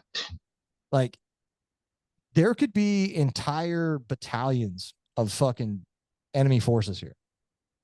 Like in the movie Red Dawn, he explains to you how it happened. Like, but who's leading that shit, bro? Are we talking about pirates here? Are we talking about GWOT guys that are going for a paycheck? Who else? Who else has the mind to do that? You know what I'm saying? I mean, any or is willing. Well, I mean, any number of. So there was just a Chechen dude that got shot by a special operations soldier in Moore County. Right? There was some. Wow. Were you aware about this? There was a U.S. Special Operations soldier is basically what they call him. Although I think the sheriff's office report's been released. The dude works for a unit that most people don't know about, is what I heard. And some Chechens, Russian-esque type people are on his property, like claiming to be taking pictures of like the power lines or some bullshit, right? And so an altercation occurs and he fucking dumps one of them, right? Wow. And the other one's bail in like a rented car, and dude, it would take not a lot of people to take down whole fucking areas, man. Like, I know. Not only that, the police departments, bro. I mean, what? Dude, one Russian hacker allegedly back in 2021 when I was buying this place, dropped the I keep forgetting the name of it over here. It's the pipeline in North Carolina. It's called like the fucking whatever, Constitution pipeline or some shit. It got hacked by some Russian fucking cyber terrorist dude who wanted to be paid in Bitcoin, and the FBI like tracked the Bitcoin or some shit, even though I thought Bitcoin was untracked. Anyway, the moral of the story is, dude, people are like going to the gas station and with like plastic bags, like grocery bags, and trying to fill that shit with gasoline. It was a thing here, man. Like, I was actually coming to buy this place at the time, and I had to like fill the back of my truck with like gas cans because I didn't know like if I was going to hit anything on the way back. dude, that's a rogue hacker. That's not even like a state sponsored thing, man. We allegedly us, the British and the Israelis did this thing called Stuxnet, and that's spelled Stuxnet and net Stuxnet net. Stuxnet. There's a movie about it, a documentary about it called Zero Day. It's pretty interesting. So in order to get to the Iranian uranium enrichment facility in Natanz, the Natanz Iranian fucking Iranian uranium enrichment facility. Fuck That's that. a tough one. Yeah. Allegedly, what occurred was the NSA, CIA, MI6, and whatever fucking funky Israeli cyber unit created this thing called fucking Stuxnet. Okay. And so to protect a cyber system, it needs to be air gapped, meaning it cannot touch the internet, right? So like in your home, how it would look you would have a laptop, and that laptop, like you went inside of it and took the fucking Wi-Fi antenna off, like it never touches the internet, right? And that's where you keep your private shit. And like if you need to add to it, you know, you take a thumbstick, from the dirty, touch the thumbstick to the dirty internet, hit another computer to search that, and then take it through that. Yeah. That's like a very basic air gapping, right? So they somehow knew that the Natanz system was air gapped, right? So in order to get a geek stick into this fucking factory, basically, they infected the whole fucking world essentially with this Stuxnet thing. So what this Stuxnet thing would do is it would like go into a system, and it would immediately start looking for these things called Siemens SCADA devices. SCADA should be SCA, it's either DA or TA. I'm getting kind of rusty in my verbiage, but lots of shit are ran by SCADA systems. A lot of them are made by Siemens. This was particularly looking for a Siemens SCADA system. So for example, a SCADA system would be like if there's a bunch of things on a railway station that at a certain time turn on or change or move. Like it's like an industrial control module, almost like a solenoid or something like that. That can be, it's something in the physical world that can be affected by the fucking internet. Right? Okay. So what they did was they programmed Stuxnet to look for this, because Ahmadinejad would be showing off his nuclear shit, and in the background, the dumb fuck has like the actual centrifuges. So the brainiacs at the CIA, NSA, JWAC, wherever is counting. Okay, 24 fucking centrifuges. Got you, player. So now Stuxnet is searching the world for setups of 24. I'm just throwing out numbers here, so just Gotcha. Throwing out is looking for that fucking system, and then when it finds that system, it's like, okay, I found SCADA system. I found Siemens fucking SCADA systems. Now, what kind are they? So basically, what it did was it found the Iranian shit by infecting the whole fucking world with a computer virus. And then what it would do is once it figured out it was in the centrifuges, it would spin them all the way up to like faster than they were supposed to go, and that would fucking wreck them. Or it would, like spinning a top. If it speeds up, slows down, it's bad. There's like a sweet spot where the top will just stay there. Yep. Right? Or it would slow them down, and that would fucking destroy it. Right. So, but now this SCADA attack code, because it got found by like a Romanian or like a Bulgarian cybersecurity specialist or some shit. And it's called a 0 day. The movie's called 0 Day because 0 days are computer hacks, which are unfound yet, basically. So like the iPhone will come out and there'll be like several 0 day exploits that Apple didn't find, Gotcha. So, but this virus had like 0 day exploits in it that could only have come from like fucking state actors. And like one of them was like stolen from Hong Kong or some shit, and like some real cheesy James Bond style shit that went down. So, what occurred was now this is out there. So, any asshole can use this code against any SCADA system. Well, that controls everything. Your fucking power systems, like anybody can now use the exact same attack that we used against them on anybody else. That's terrifying. It's like a nuclear weapon that we just let go. Like it's like because people don't think about this in their fucking heads, man. Like if we live in such a fragile, this is why I bought a farm, dude. Like we live in such a fragile net because we're in the early stages of it, dude. There's Yeah. so we haven't even. Yeah, you're right. You're right. Like, look at the places that they're parking all these fucking illegal aliens, man. Like, so they parked a bunch of them at like Chicago O'Hare International Airport. That's a At massive, the airport. yeah, that's a massive transit hub. They Mm. parked a shit ton of them more in Denver International. Like, if I saw them. I went through Denver. It's funny you say that. I saw them overloaded, bro. dude, they got phones. Allegedly, Yeah. they're getting phones. They're getting debit Debit cards. cards. So we have communication and operation funds. Dude, there's nothing to say. Like when your phone gets like a mass text, you see some shit from like, I don't know, World Market or some shit, right? Yeah. Like, Yeah. you know, um, that capability is a capability we use all the time to message people overseas across their cell phones. Like, hey, ISIS is bad. Do you want to talk to America? Like that kind of shit. Like, there's nothing saying that some other clandestine network can't just send out a mass email to be like, hey, whatever their code word for fucking Irene is on this day, say, I don't know, like before the election, these groups of immigrants are going to turn their shirts inside out and become fucking terrorists. Because the other thing to consider is if America is no longer going to be able to pull off this global military fuck show that we're super fond of, right? Right. Yeah. Because despite what people want to know or think, the Ukrainians are losing. Like they're getting slaughtered by the Russians. Yes. How much longer do you even think they have on that, bro? Because I mean, dude, it's gonna be fucking soon. So yeah. Probably this summer. But Yeah. So once America can no longer project force, now what you have is a military industrial complex with a sitting army at home. Like, well, if you're not out there fucking running amok, do you really need a $700 billion fucking budget? So my assessment is what's going to happen is,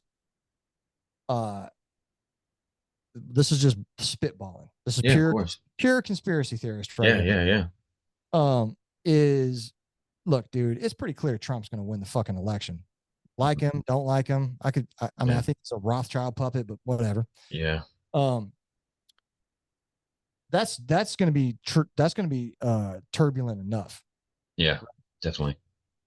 That's going to be the next big significant event, dude. Is this next? So the way that the system works is you get the political party that nobody thinks is going to pull off whatever dicey shit they're about to pull off. You get them in the power, right? So if the dirty Dems are like, hey, we're going to biometrically enroll everybody into this system, like a lot of us fucking chest beating patriots are going to be like, yeah, nah, man, I biometrically enroll people at gunpoint in Afghanistan. I remember what this is about. Yeah, no shit. Yeah. So the flip side to that is American people have to fucking want it. So what happens is, let's just say we'll call it a maybe. We'll give it a percentile chance, maybe like 75%. Trump gets in and he's like, hey, look, all these fucking people that just walked into this country, we're going to have to deport you. Like you broke the law. Sorry. Like there's 30 million of you and you fucking can't go around anymore. Right. Well, none of these people are going to go home, dude. This is the part where they turn their shirts inside out and you get conclaves or enclaves of resistance. Right. Yeah. And it's going to start to be localized fighting. I'm guessing for localized fucking fighting. And now what that's going to push, hey man, most police stations, like it was cool that the police stations fought off the blue hairs with the fucking umbrellas and the lasers. Yeah. But most police stations cannot withstand a fucking dedicated assault. No, definitely Ain't not. gonna even with that MRAP fucking Aren's talking about. And it would just be bodies. That's all, they're just gonna swarm tactics. They don't have, leadership or, Dude, like a cartel hit team could probably take out a fucking police station. Easy. So then what's gonna happen is people are gonna scream, enough is enough. We need the fucking military. Boy, you're right. Get the military right. to start rounding these motherfuckers up. They're not doing anything. They're not in all these bases overseas and shit anymore. So Trump's going to say enough's enough. It's going to call in the fucking military. And then what's going to happen is all the Patriot Act shit that they already used against us, they're going to use again, because they're looking for all these fucking illegals who are now domestic terrorists, homegrown terrorists, what the fuck you want to call them. Yep. And then to ensure that you are the upstanding American citizen that you say you are, we're going to need you to enroll in this fucking digital ID. Yeah, you're right. We're going to You're need right. you on this biometric shit right here. Wait a minute, Patriot, you don't want to do it? Well, why don't you You want to must get be on? an alien. Yeah, you are you with them? Shut your mouth. Yeah. With us or you're with the fucking terrorists. Like, shut my mouth. I thought I was defending the First Amendment. Like, that's the kind of the I way I think you're see it right. going. I think you're right, You know, dude. I think one of the black swan things that might kick a bunch of this bullshit off is some sort of fucking banking cyber attack, because they want people on central banking digital currency. They want Yeah, your they do. money trackable. Yeah, they do. Right. So something that could happen is like, oh, some cyber Iranian cyber attacker took out the fucking World Bank's money machine, and now you don't have any money. But if you just sign up for this central bank digital currency and this fucking digital ID, Yeah, we got it all. Yeah, you're we'll right. get it. Yeah. Not only we'll give you the money back that you lost, but we'll kick in $1,000 because who gives a fuck? Yeah. It's all fake anyway. Yeah, no They're just shit. creating it on a ledger, So it's, I guess, to bring it full circle, man. Like, I'm not afraid because I'm not afraid of dying. I made my peace, man. I've rolled the bones so many fucking times in my own life that it's kind of like, okay, Accept it. Yeah. And my main goal now is to live the rest of my life in such a way that, when I'm bleeding the fuck out, I can just laugh about it. Like, yeah, that's all you can do.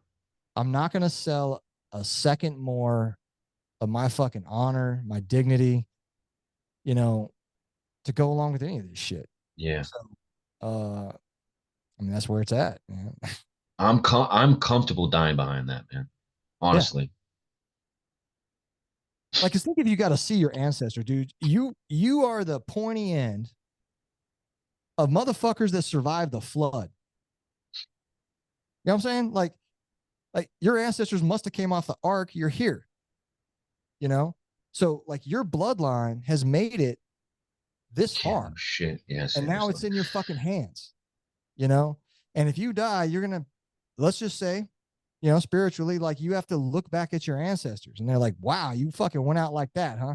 Can drop the ball. Yeah. Like, you sold out some shit for Wi-Fi. You sold out your bloodline for air conditioning. Like, it's a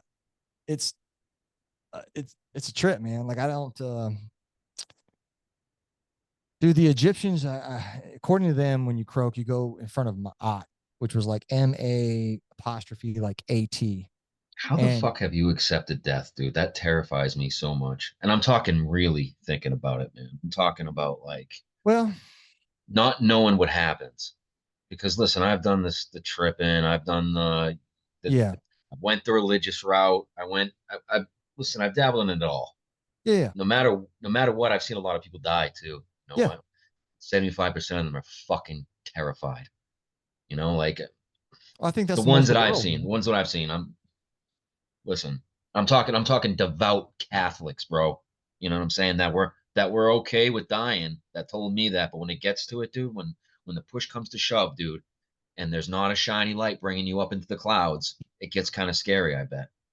I mean, my fucking in-laws would tell you that they're like perfect Christians or some shit, or at least like highly Christian, and like they went along with the fucking jab, dude. I'm like, well, if you love God and you like and you don't have any fear of fucking death, it's I just look at it like this, man. It's like I was remember the other like 6 billion years when I wasn't alive, type shit, True. I hear you. I hear you. I mean, my experiences with metaphysics, a lot of it is was psychedelic, but right. Being a farmer now, man, like my attention's not pulled in like all these different kind of fucking directions, man. So I get the ability to just sit sometimes and like look at this world we're in. And I know exactly what you're talking about. Yeah, and I feel you. And it's in those times where I like quiet my mind, and it's the trippiest feeling I've ever fucking felt in my life, dude. It's like I can feel the presence of the fucking infinite, man. And that's wild.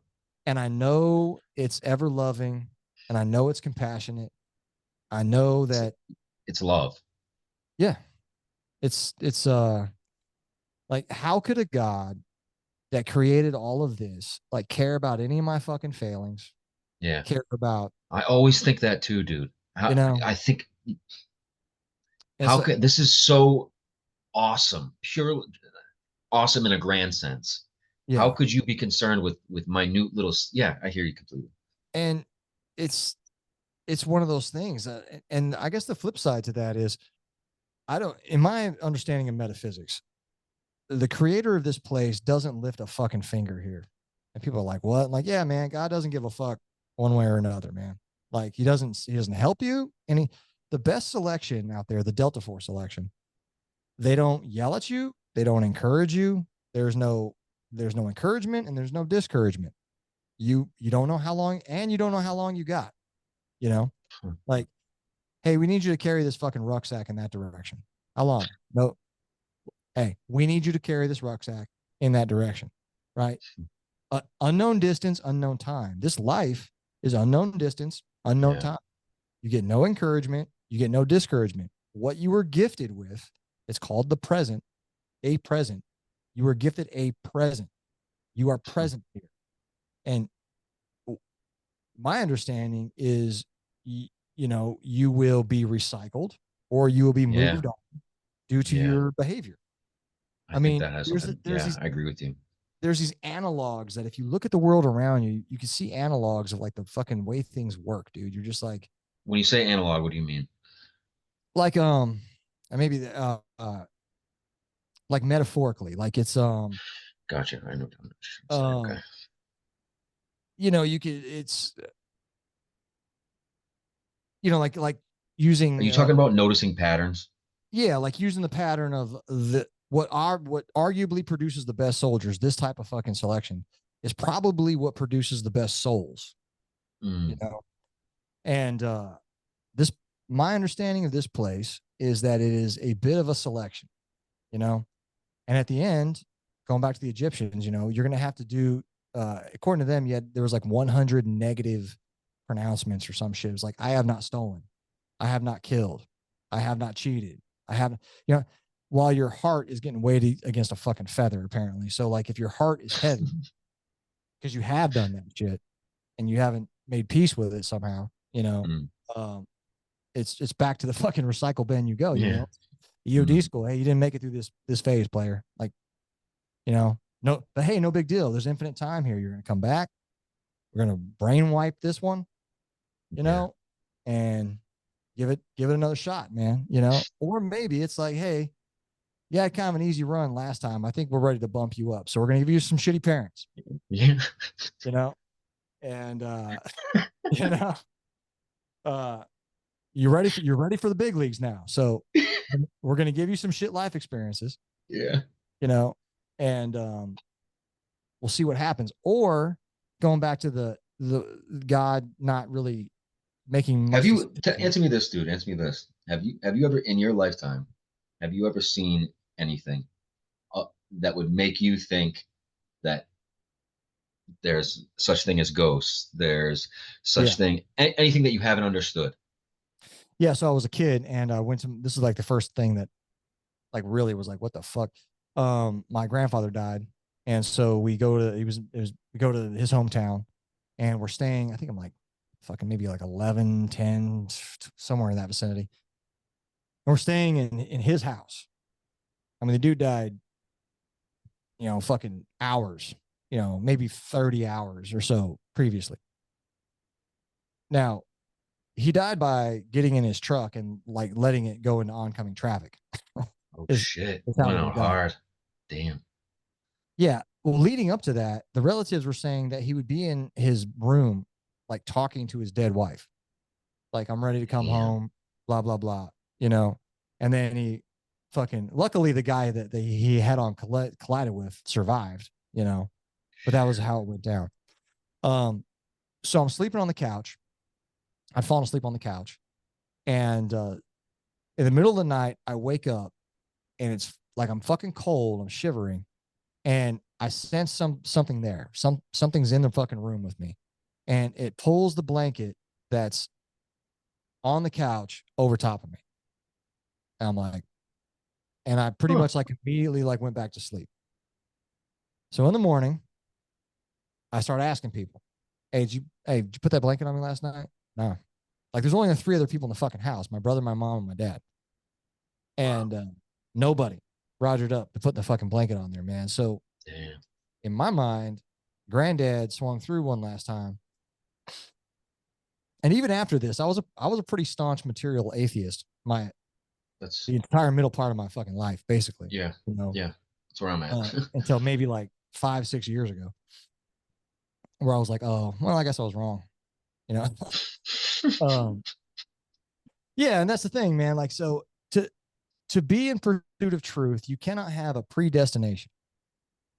Like, you can't be like, well, I want the truth, but it better be this. Yeah, I know. Yeah. Because then you start fudging shit in that direction. Exactly. You want it to be. You have it. want. That's what I think a lot of like, religious people are. They don't want to admit it, and I understand that they're proud. They want it to be that way. And I get it. Trust me, it's scary. I understand. You know what I mean? But I'd rather think black and white. I've always been like that. And it aggravates a lot of people, and so maybe they just can't hear it that way. I don't know. Is that what it is? That they just don't want to hear it that way? Well, black and white is hard, man. Black and white is good or evil. It's true or false. It's a binary. And I mean, dude, people call themselves non-binary. Like people are terrified of the binary, right? Because the binary will tell you a truth. It's on test results, true or false, right? So I think people want the gray area because it gives them a little room to fucking swim around. Yeah. Right. It's but the reality of reality is it is a binary. It's ones and zeros. It's just fucking it's on or off. It's a sine wave is either the crest or the fucking valley across the. Exactly. I mean, it's heard a good one not too long ago. Is like death isn't the opposite of life. It's the opposite of birth. Like there is no opposite of life. Life is always life. Life is everywhere. Damn, it's hard. Here, it's a good one. So, I mean, people fear death because they fear the binary, man. But like, it's I mean, when you're not dead, you're alive, and when you're not alive, you're dead. But who knows how long that fucking lasts? Just the thought of not being here bothers me. I think that's what I have the most trouble with, of not being here, of being the one nowhere. Thing, if I have to say that I still have a fear, it's the fear of forgetting. It's if my metaphysics is true, and if this is an iterative experience, and it's at some point at the end of the board, you make it to the end of life and you're at whatever it is, it's the fear of forgetting your wife, the fear of forgetting your mom, forgetting your brothers, forgetting like but unfortunately, if you think about it logically, and if you think about an infinite God, which a lot of people would claim it is, right? Mm-hmm. Like certain points in an infinite timeline, you would have to forget. Yeah, that's what I mean. In order to experience something new, in order to new love things, that intensity again, in order to like see something new for the first time again, in order to, get the joy of doing whatever it was for the first time, you would have to fucking forget. And I think that's what part of the cycle here is, man, is like at the end, you're old, your shit hurts, it's time to take this information back, see what you've gleaned from it, dump it, and fucking start over, man. And I think going back to the they thems, I think they're as terrified, if not more, than us. I agree. Because I think they know something. I think they know something that's been held. Yes. One of the biblical parables is something like it's easier to fit a camel through the eye of a needle than a rich man into heaven. Like, I think that these motherfuckers know, man, that you cannot treat people like this. And but you say that, bro. how that's all they do. They are the evil in this world. So Yeah, if they do know, why are they comfortable doing it? Because they know that religion's fucking bullshit, man. They there's know that it's been yeah, here to control us. yeah. They Well, they made it. know, they Yeah, think, I mean, the movie Dune kind of like gives a nod yeah, to it. These Ben and Gesserit sisters were going around for hundreds of years yeah, sowing little fucking seeds, man. Like, yep, yep. um, fuck. What was the question again? That's why I feel like we were talking about, Oh, it was it's there's a guy named Schopenhauer, philosopher, and one of the things he talks about is this existence is something of a prison, right? And yeah, a yes, lot of the elites hold that worldview. It's the Luciferian worldview that God is a jailer. He mm, stuck Adam and Eve here for his own personal fucking amusement. And which is insane if you really think of that.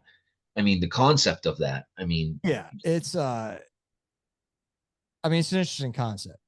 you're an all-loving God though, and you feel that staunchly on that goddamn apple that you're imprisoning these. You know what I'm saying? Like, Right, which is why it's probably nonsense. But and really what it is it's just Lucifer being a fucking bitch, man.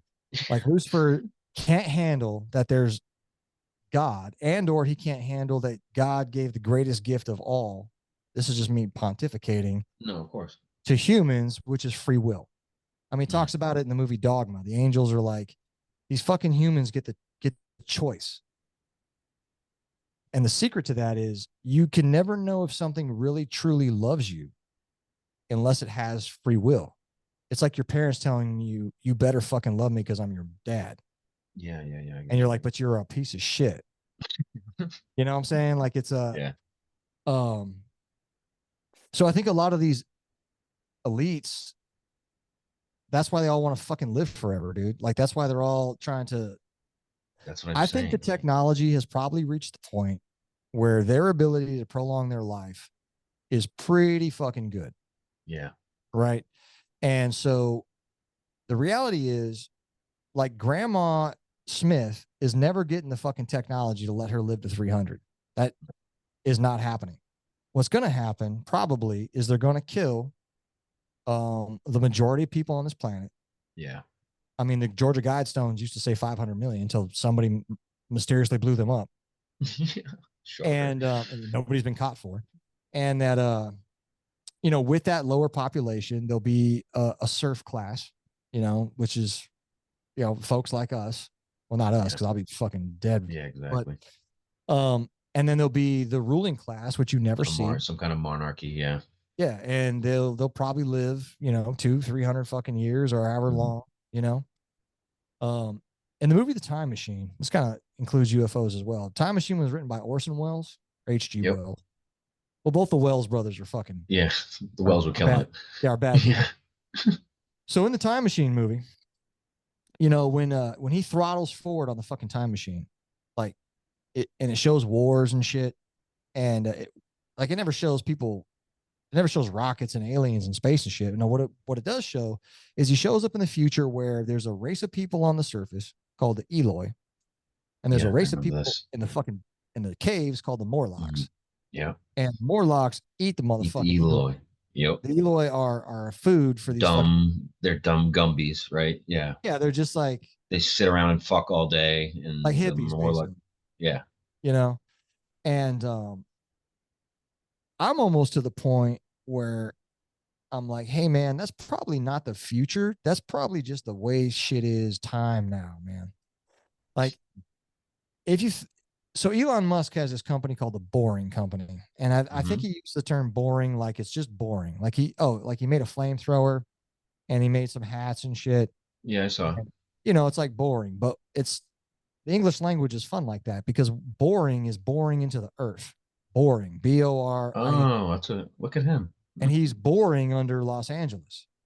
Yeah, Uh, Lots of billionaires are making fucking bunkers, man. I think, yeah, I saw that too. uh, What the sh- fuck? you know, on September 10th, Donald Rumsfeld was getting questioned by this like congressperson from Georgia. This black lady was like, "Hey, where the fuck is the Pentagon's $2 trillion you guys can't find?" And he's like, oh, I got to talk to somebody about something. Dude, the Pentagon's never passed a fucking budget, like, or they've never passed an audit. Yeah, Ever, never. right? Trillions of dollars, right?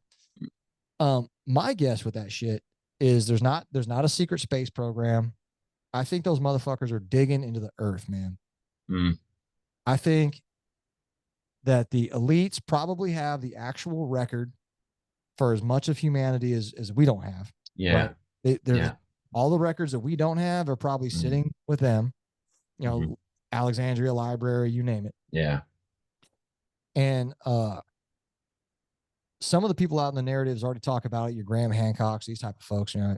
But they're talking about a comet being the cause of cyclical cataclysm comet. It's happened a few times. Yeah. I mean, lots of other people put it to pole shifts, perhaps, or like, but in reality, who the fuck knows? It of course could be angry God, or it just could be something that fucking happens here, you know? Yeah, true. Plato said that his uncle Solon said that the Egyptians said that he's a Greek, right? The Egyptians were telling the Greeks, like, hey man, like, you guys only remember the last flood. But there's been many. And this is the cyclical way that it goes. I'm reading this book right now called The Antediluvian World from the author's Ignatius Donnelly, who was a congressman, and it was written in like 1886. Damn. So what the Egyptians said was this place gets fucked up sequentially by a flood and then a fire, and then a flood and then a fire. So when there's a flood, everybody in the mountains, you know, like Noah's Ark land in the mountains and shit, like, it's when there's a flood, everybody in the mountains survive and they repopulate the earth. When there's a fire, everybody in the fucking and by fire they mean like plasma coming from the sky, like fucking you know, like a plasma storm, like a solar flare, or yeah. Basically, fire from the sky comes and wrecks this joint, and you can find things that look like melted structures all over this place, or old ruins that the granite has been like vitrified by like extreme heat, you know. And when there's a fire, the people at the coastlines, they repopulate everything. Oh, water people. Yeah. Okay. Yeah. And they're saying that, hey, basically because of Egypt's location in the Nile, it's like, hey, we usually get spared a lot of the fucking bullshit because the waters come up the Nile. We don't really get flooded out. Like, that was kind of what he was saying. So if that's the case, if the Egyptians are telling the Greeks about that, like, nobody ever fucking talked to us about Greek history in school. Like, you know, it's a fact. Yeah, you're right. If that's a known thing, like, I'd be willing to guess that we're coming pretty close to one of them.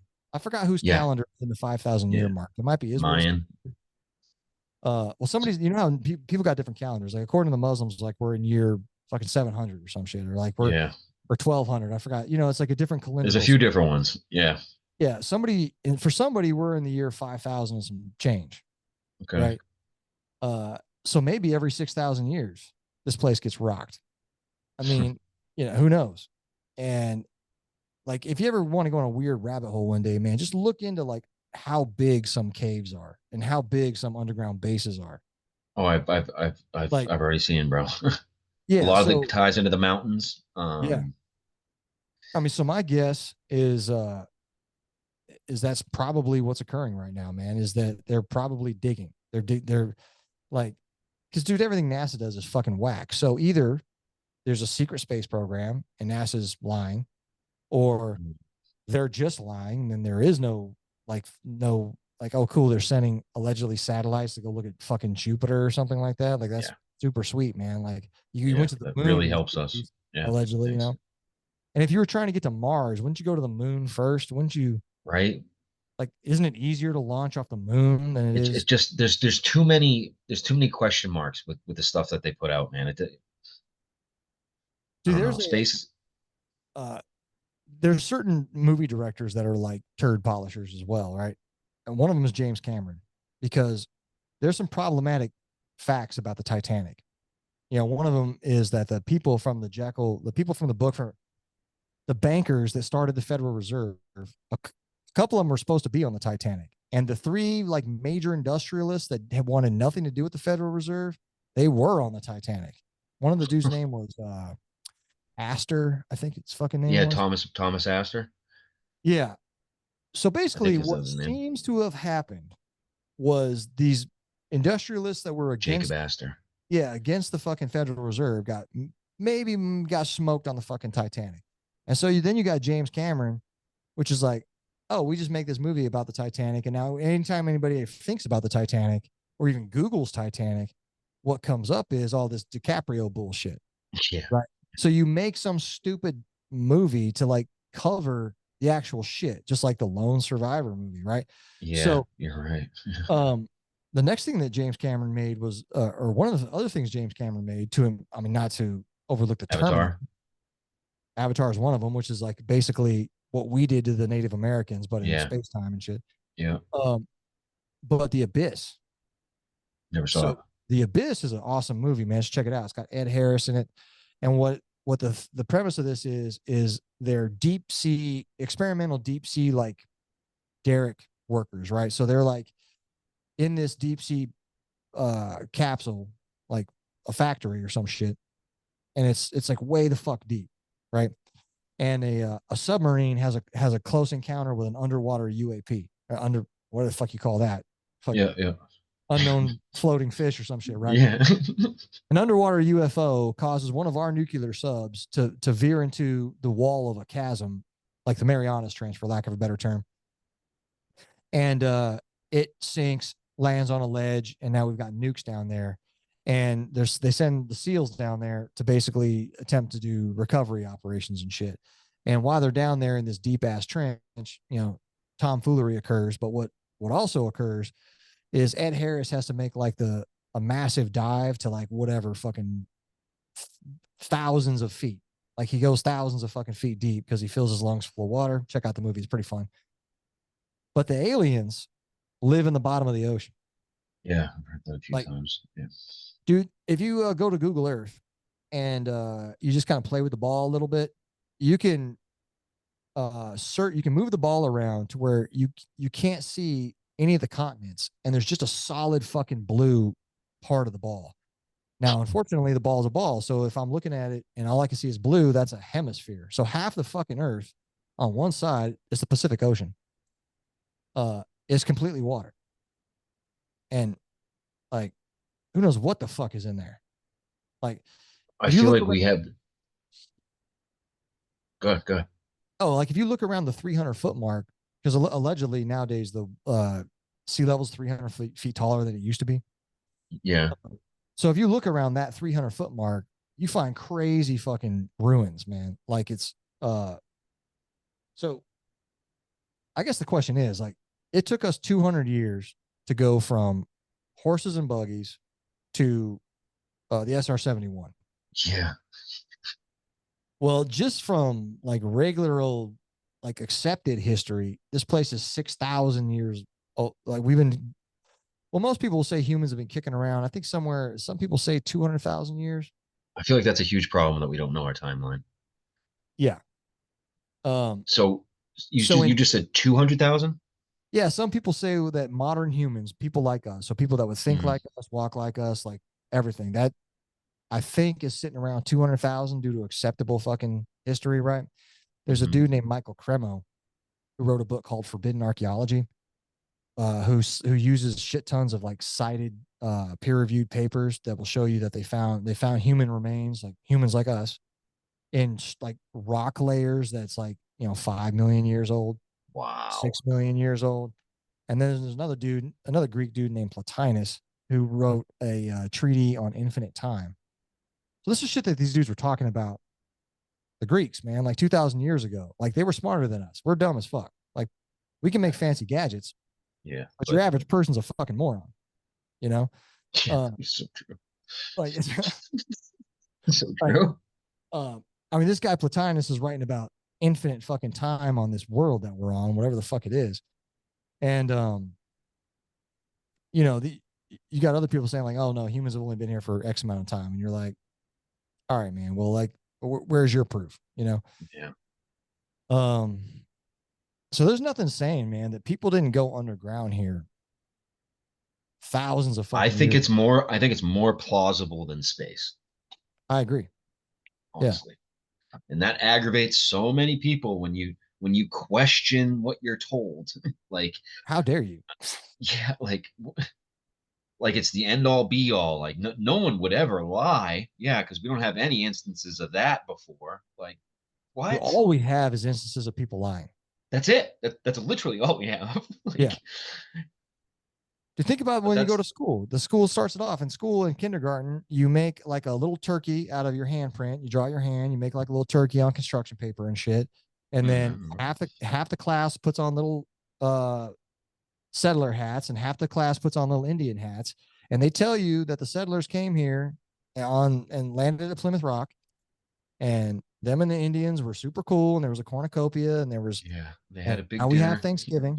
Yeah. And then, a few years roll by into your education, and you start learning some other shit about how that Yeah. went down until Yeah. finally what you find out is we just stole this motherfucker. Yeah. Like, Ganked.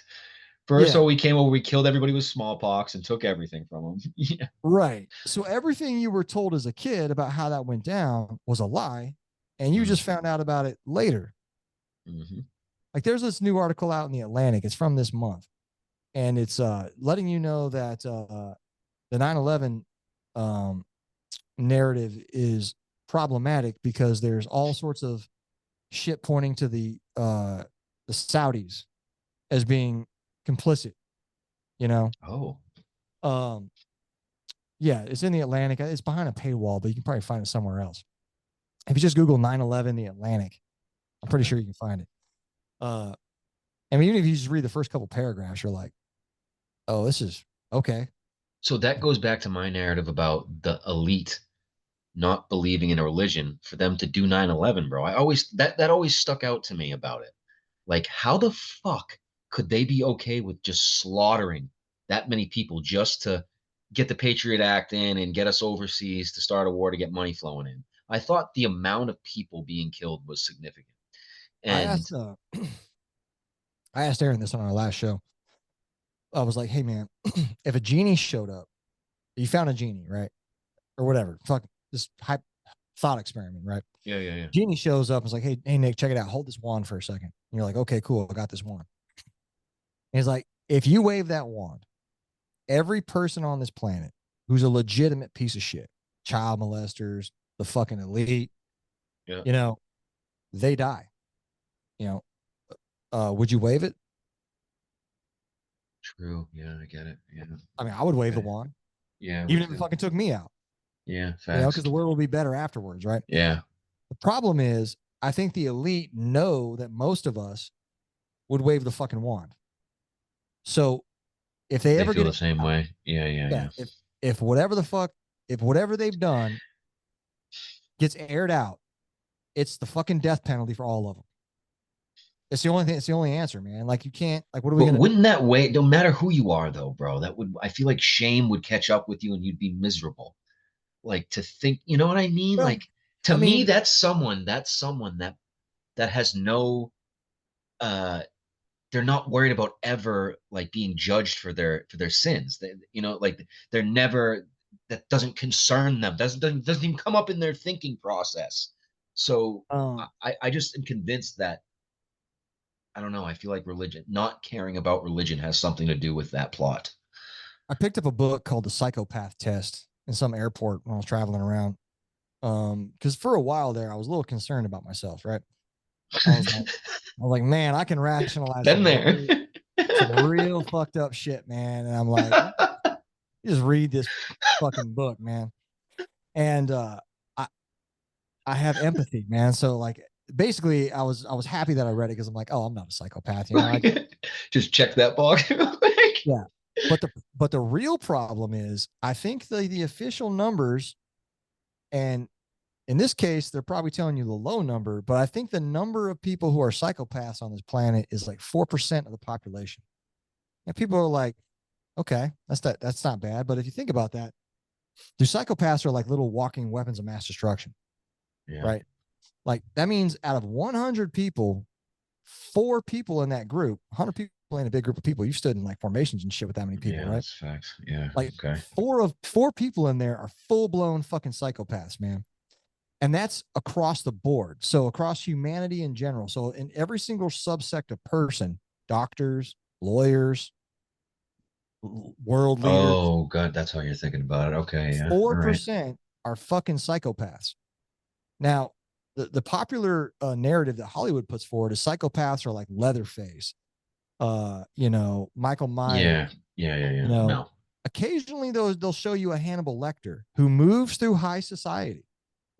He's eloquent, he's articulate, he's charming, and he's a fucking full-blown psychopath, dude. Wolf in sheep's clothing. Yeah. Yeah. And psychos are prone to be like elevated in ruthless style operations, banking, like places Not where dumb. like, yeah, like, hey, we're gonna take grandma's farm because she missed a payment. You're like, And hey, yeah, that's somebody's grandma. We're taking her fucking farm. Like, we've got So billions of dollars. Why are we taking her farm? Like, yeah, because she missed a payment. Like, yeah. she's gonna be homeless. She's gonna fucking die. She doesn't have a family. Yeah, fuck her. We can remortgage that thing for another $700,000 to some other schmuck. Yeah. And when they miss a payment, fuck them. Remortgage it again. Right? The mob Fuck. exists. Yeah, you're right. People love the movie Goodfellas. Like, we're talking about psychopaths, like Joe Pesci in that fucking movie, like It's glorified. yeah, who the fuck was the Teflon Don, man? John Gotti. Gotti. Psychopaths, dude. Like, it's Mm-hmm. like, but they're like, oh well, they could never be a politician. Like, it couldn't be Hillary Clinton. Yeah. It couldn't be George Bush. George Bush can't be a psychopath. Like no, these are the worst psychopaths. Yeah. You know, Seriously. So I think that's how they can do it, man. I think, I mean, you probably met people in your life that maybe they weren't full blown psychopaths, but like they don't give a fuck about lying. Like, they don't give a fuck about stealing. They don't give a fuck about hurting people, like it's a. It doesn't even come up in there. Yeah, you're right. Yeah, and now give that person $1 billion. Power. You're right. There's something significant that real power does to somebody. If you get a taste of being able to control trends and watch people bow in front of you like that, no matter who you are, I feel like that corrupts. Yeah, if you even get a, yeah. But yeah, I think you're right. That's something to consider for sure. Huh.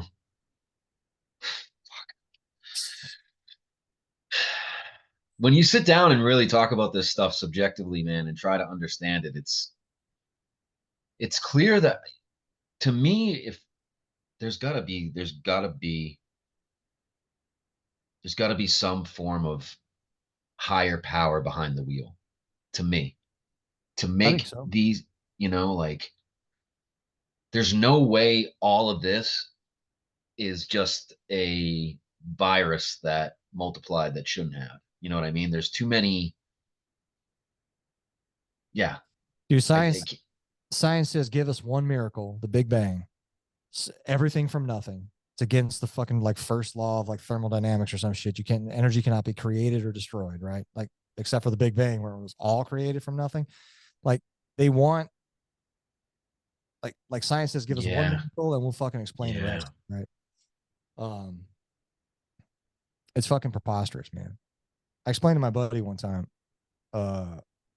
how your pineal gland is most likely your receiver. I think consciousness is being projected, and somewhere in the womb, when your pineal gland develops enough, that receiver becomes active. And your body is like a bioelectrical antenna. Are you at the point where you think this is a simulation? Well, the simulation theory is interesting. It's I wouldn't rule it out. Yeah, I wouldn't either. I don't think it's, but to me, the reason why I don't geek out heavily on simulation theory is it doesn't really answer anything. It's kind of like a band-aid, right? Because metaphysically, like, okay, so who's doing the simulating? Yeah, like, I know. Is it? It's kind of a. It's an answer for all the things that. Yeah, I know. I understand what you're trying to say. Yeah. But it's an answer, but it doesn't answer anything because now there's just like a paywall. You know what I'm saying? It's like, okay, is it a game? You know, is it like you drop a quarter in the machine? There was a Rick and Morty episode about this where like, you know, before I stopped watching that degenerate shit, but like, so Rick takes Morty to like this space fucking arcade, and there's like a life simulator game there. Like you drop a quarter in and it shows Morty like going through like a whole fucking life. Like he's 65 years old or some shit. Like his kids are at his deathbed and he dies and he fucking snaps out of it. And he's like in the video game machine. He's like, what the fuck? Like I like, and Rick's like, yeah, you suck, man. I made 10 billion when I played the game last time. Like all you do is had a wife and kids or some shit. You fucking loser. Like, so is it something like that? Are we just playing a fucking game in simulation theory? You know, is this a sandbox type? To what end? You know, and like, would you play a video game that lasted this fucking long? You know, like, yeah, right. And you had the possibility to get stuck in. Like, dude, what if you got your arms and legs blown off in Afghanistan? No, thank you. No, you know what I'm saying? And you're just like in the Metallica 1 video for the rest of your fucking life. Like, you know, I wouldn't roger up to play that fucking video game, you know, like. That's why I think UFOs are significant, dude, because I think it's the first thing that could possibly be something else, proof of something else. But unfortunately, it could always be a part of the great lie that is what we subscribe. You know what I mean? It could be just another, you know, fabricated or. Well, to me, the UFO thing is a lot like the simulation thing because it's like, it answers some things. And let's say they are aliens, right? Like to me, I put aliens as far as like the possibility of what's going on around here. To me, the aliens are super low on the. It's crazy that so many people lie. Yeah, I mean, like, so if I had to make like a, you know, like a PowerPoint, and I was like blocking out like most likely to less likely, right? To me, even the fucking existence of aliens would be way down at the bottom, and here's the reason why. The powers that be will let you lie about almost anything from the top of your fucking lungs for as long as you want, as long as you're fucking lying, right? And what I mean by that is, look, dude, the movie, not the movie, the TV show Ancient Aliens has been on for like, who the fuck knows now, 15 years? Yeah. Some bullshit. Everything that Hollywood puts out is Star this, Star Trek, Star Wars. Oh, you're in space. And it gets even better now. Now the Marvel's like, oh, there's not just one universe. Now there's like multiverse. Now there's no longer this single existence universe where now there's multiverses, you know, where there's like, well, not only is there billions of planets, but there's billions of you and there's billions of other, like it all seems simply to like make you feel insignificant. Yeah. To me, I look at Hollywood like fucking enemy propaganda, dude. Like anything that they're screaming is go the other way. Go the other fucking way. Yeah. So if they're screaming about space, if they're screaming about all this fucking space shit, it's cap. It's bullshit. Yeah. It's probably bullshit. Yeah, you're right. You know, it's you know, whatever's loud and flashy like that. Yeah. Yeah, there's only one movie where they're in the ocean, and that's just The Abyss, right? Like it's you know, there's very, very few things which are like, hey, maybe the Earth's bigger than they're fucking telling us. Yeah. You know, maybe there's more land in places that we can't see, you know, because you look at the term extraterrestrial. Terrestrial means Earth. Yeah. Like we are on Terra. This is terra firma, and we are terrestrial things. So maybe extraterrestrial means more Earth. Dude, maybe there's shit. That's true. There could be a whole fucking continent somewhere that's not on the goddamn map. How the fuck would we know? Yeah, exactly. Right? The other thing that trips me out is countries that hate each other. We'll just say us and Russia, for example. We cooperate in space. Yeah. We're on the same space station. What the fuck is that about? What? And we agree that nobody should go to Antarctica ever for any reason whatsoever. That's something I was going to bring up as well. What is Antarctica, man? And what the fuck? And you go to the map, the official map, and you start looking at Antarctica. It's changed a couple of times. Yeah. It's changed a couple of times. It's all whited out, grayed out. Like you can't get a lot of detail on the Google machine. But if you start looking at the names on like the you know, you go south of Chile, and I guess that'd be west a little bit along the Antarctic coast. You start looking at some of these names, and it's like Rothschild Point, Really? Rockefeller Peninsula, you know, These and motherfuckers. it's um I mean, who the fuck knows, man? It seems I think extraordinary. in I think in the early days, those guys, the Rothschilds, the Rockefellers, they invested a lot of money in knowledge, in getting all the knowledge they could, and they fucking found something, man. It there's I did a deep dive on Admiral Byrd, Oh, that's a good and one. Yeah. this is also someone that was credible at some time. You know what I mean? Yeah. And I think he came back and told Admiral Forrestal some shit. And then Admiral Forrestal jumped off of like the fucking top floor of the hospital of Bethesda. I have no idea who Forrestal is. I'm gonna definitely check that out, Yeah, though. check it out. It's kind of funny because fast forward into the future, and John McCain was sitting in a I think it was an F4 Phantom on the USS Forrestal and like ND'd a fucking missile, and that shit started the boat on fire. And the USS Forrestal burned for like a real long time. And you can catch videos of it. It's fucking crazy, dude. There's like 500-pound bombs cooking off in the flames, Oh my god! like on the aircraft carrier. There's like dudes fighting the fire and shit, and like just a fucking JDAM goes off on the deck. It's impressive as fuck because that means that aircraft carrier can take multiple 500-pounder hits to the fucking flight deck, right? But yeah, the USS Forrestal was almost completely destroyed by a fire that John McCain's bird fucking started.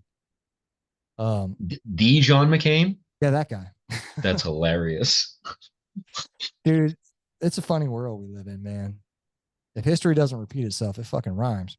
It's if I think that's the most solid thing that you can invest into is history. Well, then again, who writes history, bro? Like, you know what I mean? Like, Yeah, the winner. yeah, the victor. And Yeah.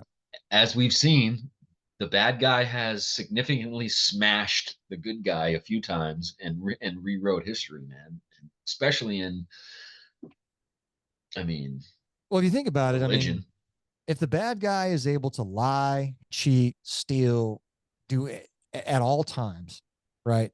The bad guy has no rules of engagement, and we do. Like, how do you? There's only one real way that you win with that kind of setup, and that is you have to choose a morality. You have to choose a modus of a mode of operating, which is upright and moral, and then you got to take it to the fucking death. Yeah. Like, so when the little liars come, when the little whisperers come, when they're like, "Hey, man, what if we loaned you some money on credit?" You know, or like, "What if, isn't a little pornography good?" You know, or like when the whisperers come, it's like that meme where it's like some blue hair person like screaming, it's like some blonde Chad dude like no, Yeah. Yeah. like that's it. That's and it's I don't think this place is complicated, dude. I think this place is extraordinarily simple, man. And like every time you run into complication, you run into some fucking like governing. The word governing means to restrict, right? Like if I've got a car that goes 200 miles an hour and they put a governor on it, it goes like 70 miles an hour. You know, like the term to govern is to control, right? True. Which is why government is funny because ment is the Latin root word for mental, for mentality, for your mind. So government is the control of your mind. Control your mental. Yeah. Management is the management of your is the managing of your mind. Management, you know. Words Like have a lot of power, and I don't pay attention enough to them. they're spells, man. Yeah. Like if you go to jail or if you go to court, the judge is going to pronounce a sentence. I mean, just that term. He pronounces a sentence. It's like, okay, well, what's a sentence? It's like a bunch of fucking letters, right? Like, so he's casting a spell. He's cursing you with fucking time. Yeah. Right. That's trippy. He's taken away from you the one thing none of us can ever fucking get back. Time. Yeah. Time. And, dude, that's the other thing. Wife and I watched that Fallout TV show. Oh, yep. Because I love the game, man. So we checked out the TV show. It's pretty good. But I'm always watching that shit, looking for parodies looking for the signal and the noise. And towards the end of the series, spoiler alert, the bad guys who are creating the vaults are like, look, we've decided that the greatest weapon of mass destruction possible is time. And I think that's where the elites are, man. Like, if you've got $1 billion, all your needs are met, you know, like you and I have plans that have to be met, like on time, right? Like, I Yeah. got to pay Yeah. fucking Yeah. bills here. Yep. I got to get these seeds in the ground. I mean, there's things that I don't have the money to fucking disregard, you know? Right. Once you got the bag, if we wanted something to happen and we didn't care if it took 10 years because we could just go chill on a yacht, go surf, go do whatever the fuck we wanted, and then occasionally check in to make sure that scientist I paid for is doing what the fuck I told him to do. Like, time is now your ally. It's true. And if we don't care if it happens in our lifetime, if we're like, hey, check it out, man, we're gonna fucking use central banking and usury to take over this world, and I don't care if it's our grandkids that get it because it'll still be our bloodline, you know, like, and we can take 100 years to do this shit. Then you do it, like, and you just sit back, man, like in your fucking palace, and you play Parcheesi and fucking chase kids around Which is and exactly what's going on. Yeah. Yeah. Yeah.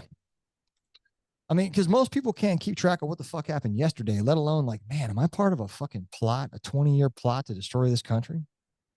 Yeah, you're right. Or a 100-year fucking plot to destroy this place? I wonder if the people at the top, if some of them like that are in pivotal positions, even realize that what they're doing on a Well, grand scheme. that leads to the question of witting and unwitting. Now, you know, when you're using people, like Aren and I are former users of people, right? You could have somebody who is witting, which is like, okay, hey, look, this is a guy in this country. He knows he's working for the US government. We've bumped him, we've recruited him, we've tested him. He's working for us for whatever his motivation is. Money. He hates the fucking ISIS, whatever. Hates He's the witting. ISIS. Yeah. Yeah, he knows what the fuck is up, right? He's our guy. Now, we may have got him because he's got a fleet of fucking diesel trucks, right? And we need these diesel trucks for something. Now, every single diesel truck driver below him is going to be unwitting. He's going to get them to do some shit just because they work for him. They don't know that they're working for us. Gotcha. Right? Now, we may reward one of those truck drivers for being fucking hella good for some reason, right? He doesn't know the money coming from us, right? And the way this can work is, say, you know, it's just like the fucking movie Dune, man. You put seeds out there of information. Yeah. Right. And an unwitting source could be like somebody who, in an information operation, somebody who already has this opinion, right? Somebody who has the opinion of, fuck, man, I don't know, that being a vegan is good. You know, like it doesn't exist in normal fucking human culture. Like, most humans have been omnivores from the fucking dawn of time, but like, yeah, no shit. We've got incisors, we've got forward-looking binocular vision. Like, my wife has this rhyme. It's something like, I forgot how it goes, but it's like, if your eyes are on the side of your head, you run away, and if your eye placement decides what kind of creature you are, you know. True. Like, ours are predator eyes, you know. Anyway. Yep. It's in the front. Yeah. It's so say somebody has a stupid opinion, whatever the stupid opinion is. Aliens built the fucking Anunnaki came down here from fucking the Pleiades and built our civilization, right? That person could have came up with that bullshit all themselves. Now, what the controllers will do is they'll turn the volume up on that motherfucker. They'll give his YouTube views 5 million views, right? Like, for example, just for fucking shits and giggles, man, Sean Ryan. True. That's a YouTube good one. channel has been around since fucking Morning Chow, dude. All of a sudden, he's got falling in love on some fucking Sean Ryan, man. Like, he's got Stephen Greer on his show. Yeah. All that alien bullshit. He's got Billy Carson on his show pushing that fucking 300,000 year Anunnaki bullshit. So Sean Ryan, I don't know anything about the guy. Never met the motherfucker, but he may believe all that shit. So all they do is they turn the fucking volume up. Where guys like me and Aaron, our YouTube channel got blasted to 600 followers because we were like, yo, this is a run for the fucking hills. This is a Same scam. here. We were like, no. Medical misinformation, cyberbullying. They one of our strikes was cyberbullying because we were making fun of fucking billionaires. Like, okay. Are you serious? Yeah. Oh my One of our strikes God. was, I forgot what our third strike was. But yeah, so an unwitting source is somebody who believes that bullshit, man, and they just cool. Just turn the fucking volume up on that guy. Give him money. Give him fucking sponsors. Open some doors for that dumb motherfucker. Like let's put the dumbest dude fucking forward. You know, that's what happens. And that's what I think. Like that Stephen Greer guy. Stephen Greer will tell you that he was or he is friends with the good Rockefeller. There's like. Yeah, I heard him say that, dude. Rockefeller fucking puts all his shit forward, but it's the good one. It's the artistic one. Okay. I did a deep dive one night and looked up which one he was talking about. I'm like, this dude's a fucking retard. And one last thing on Stephen Greer. He's on there like he wants disclosure. He thinks all these black projects are hidden with the military. Yeah, he's big on that. Yeah. Yeah. And what he keeps saying is, dude, this is like one of the biggest.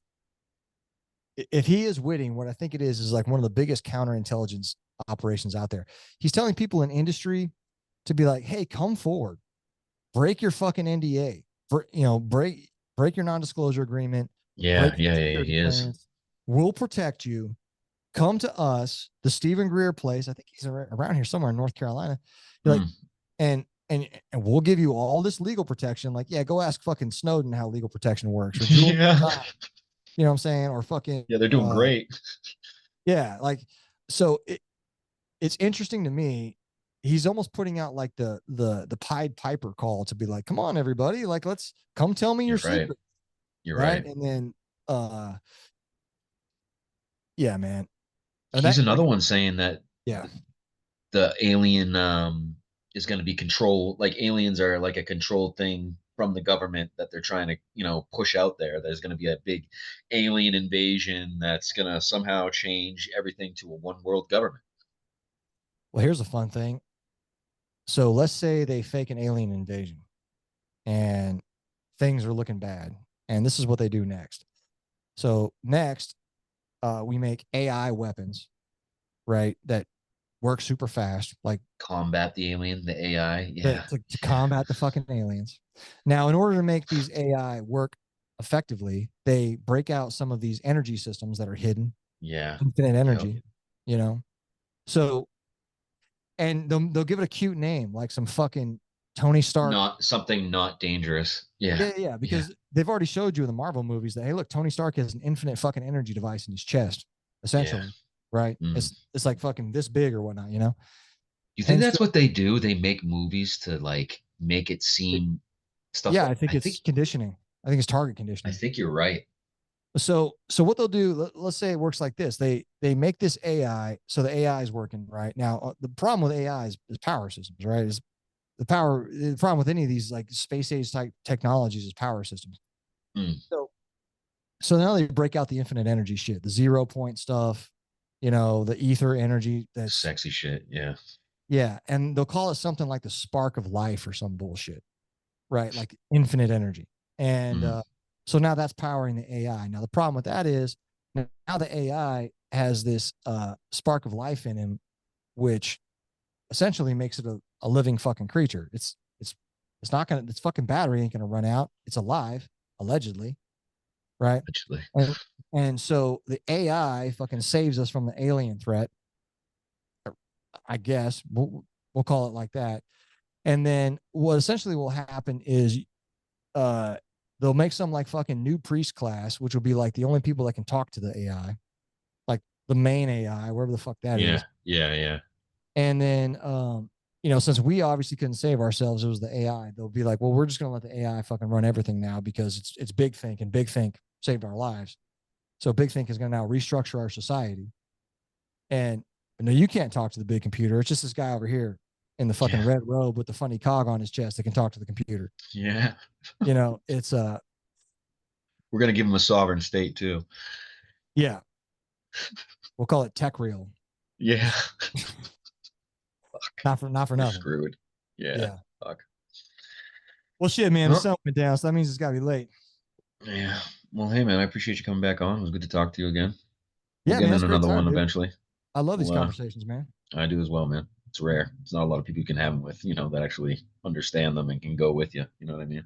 Dude, and we'll bring you over to the Patreon, man, so we can just fucking say wild shit that Let's won't do get it. your channel nuked. Let's do it. Yeah, man. I'm down. Well, have a good night, brother. We'll talk soon. All right, Nick. You too, brother. Kill.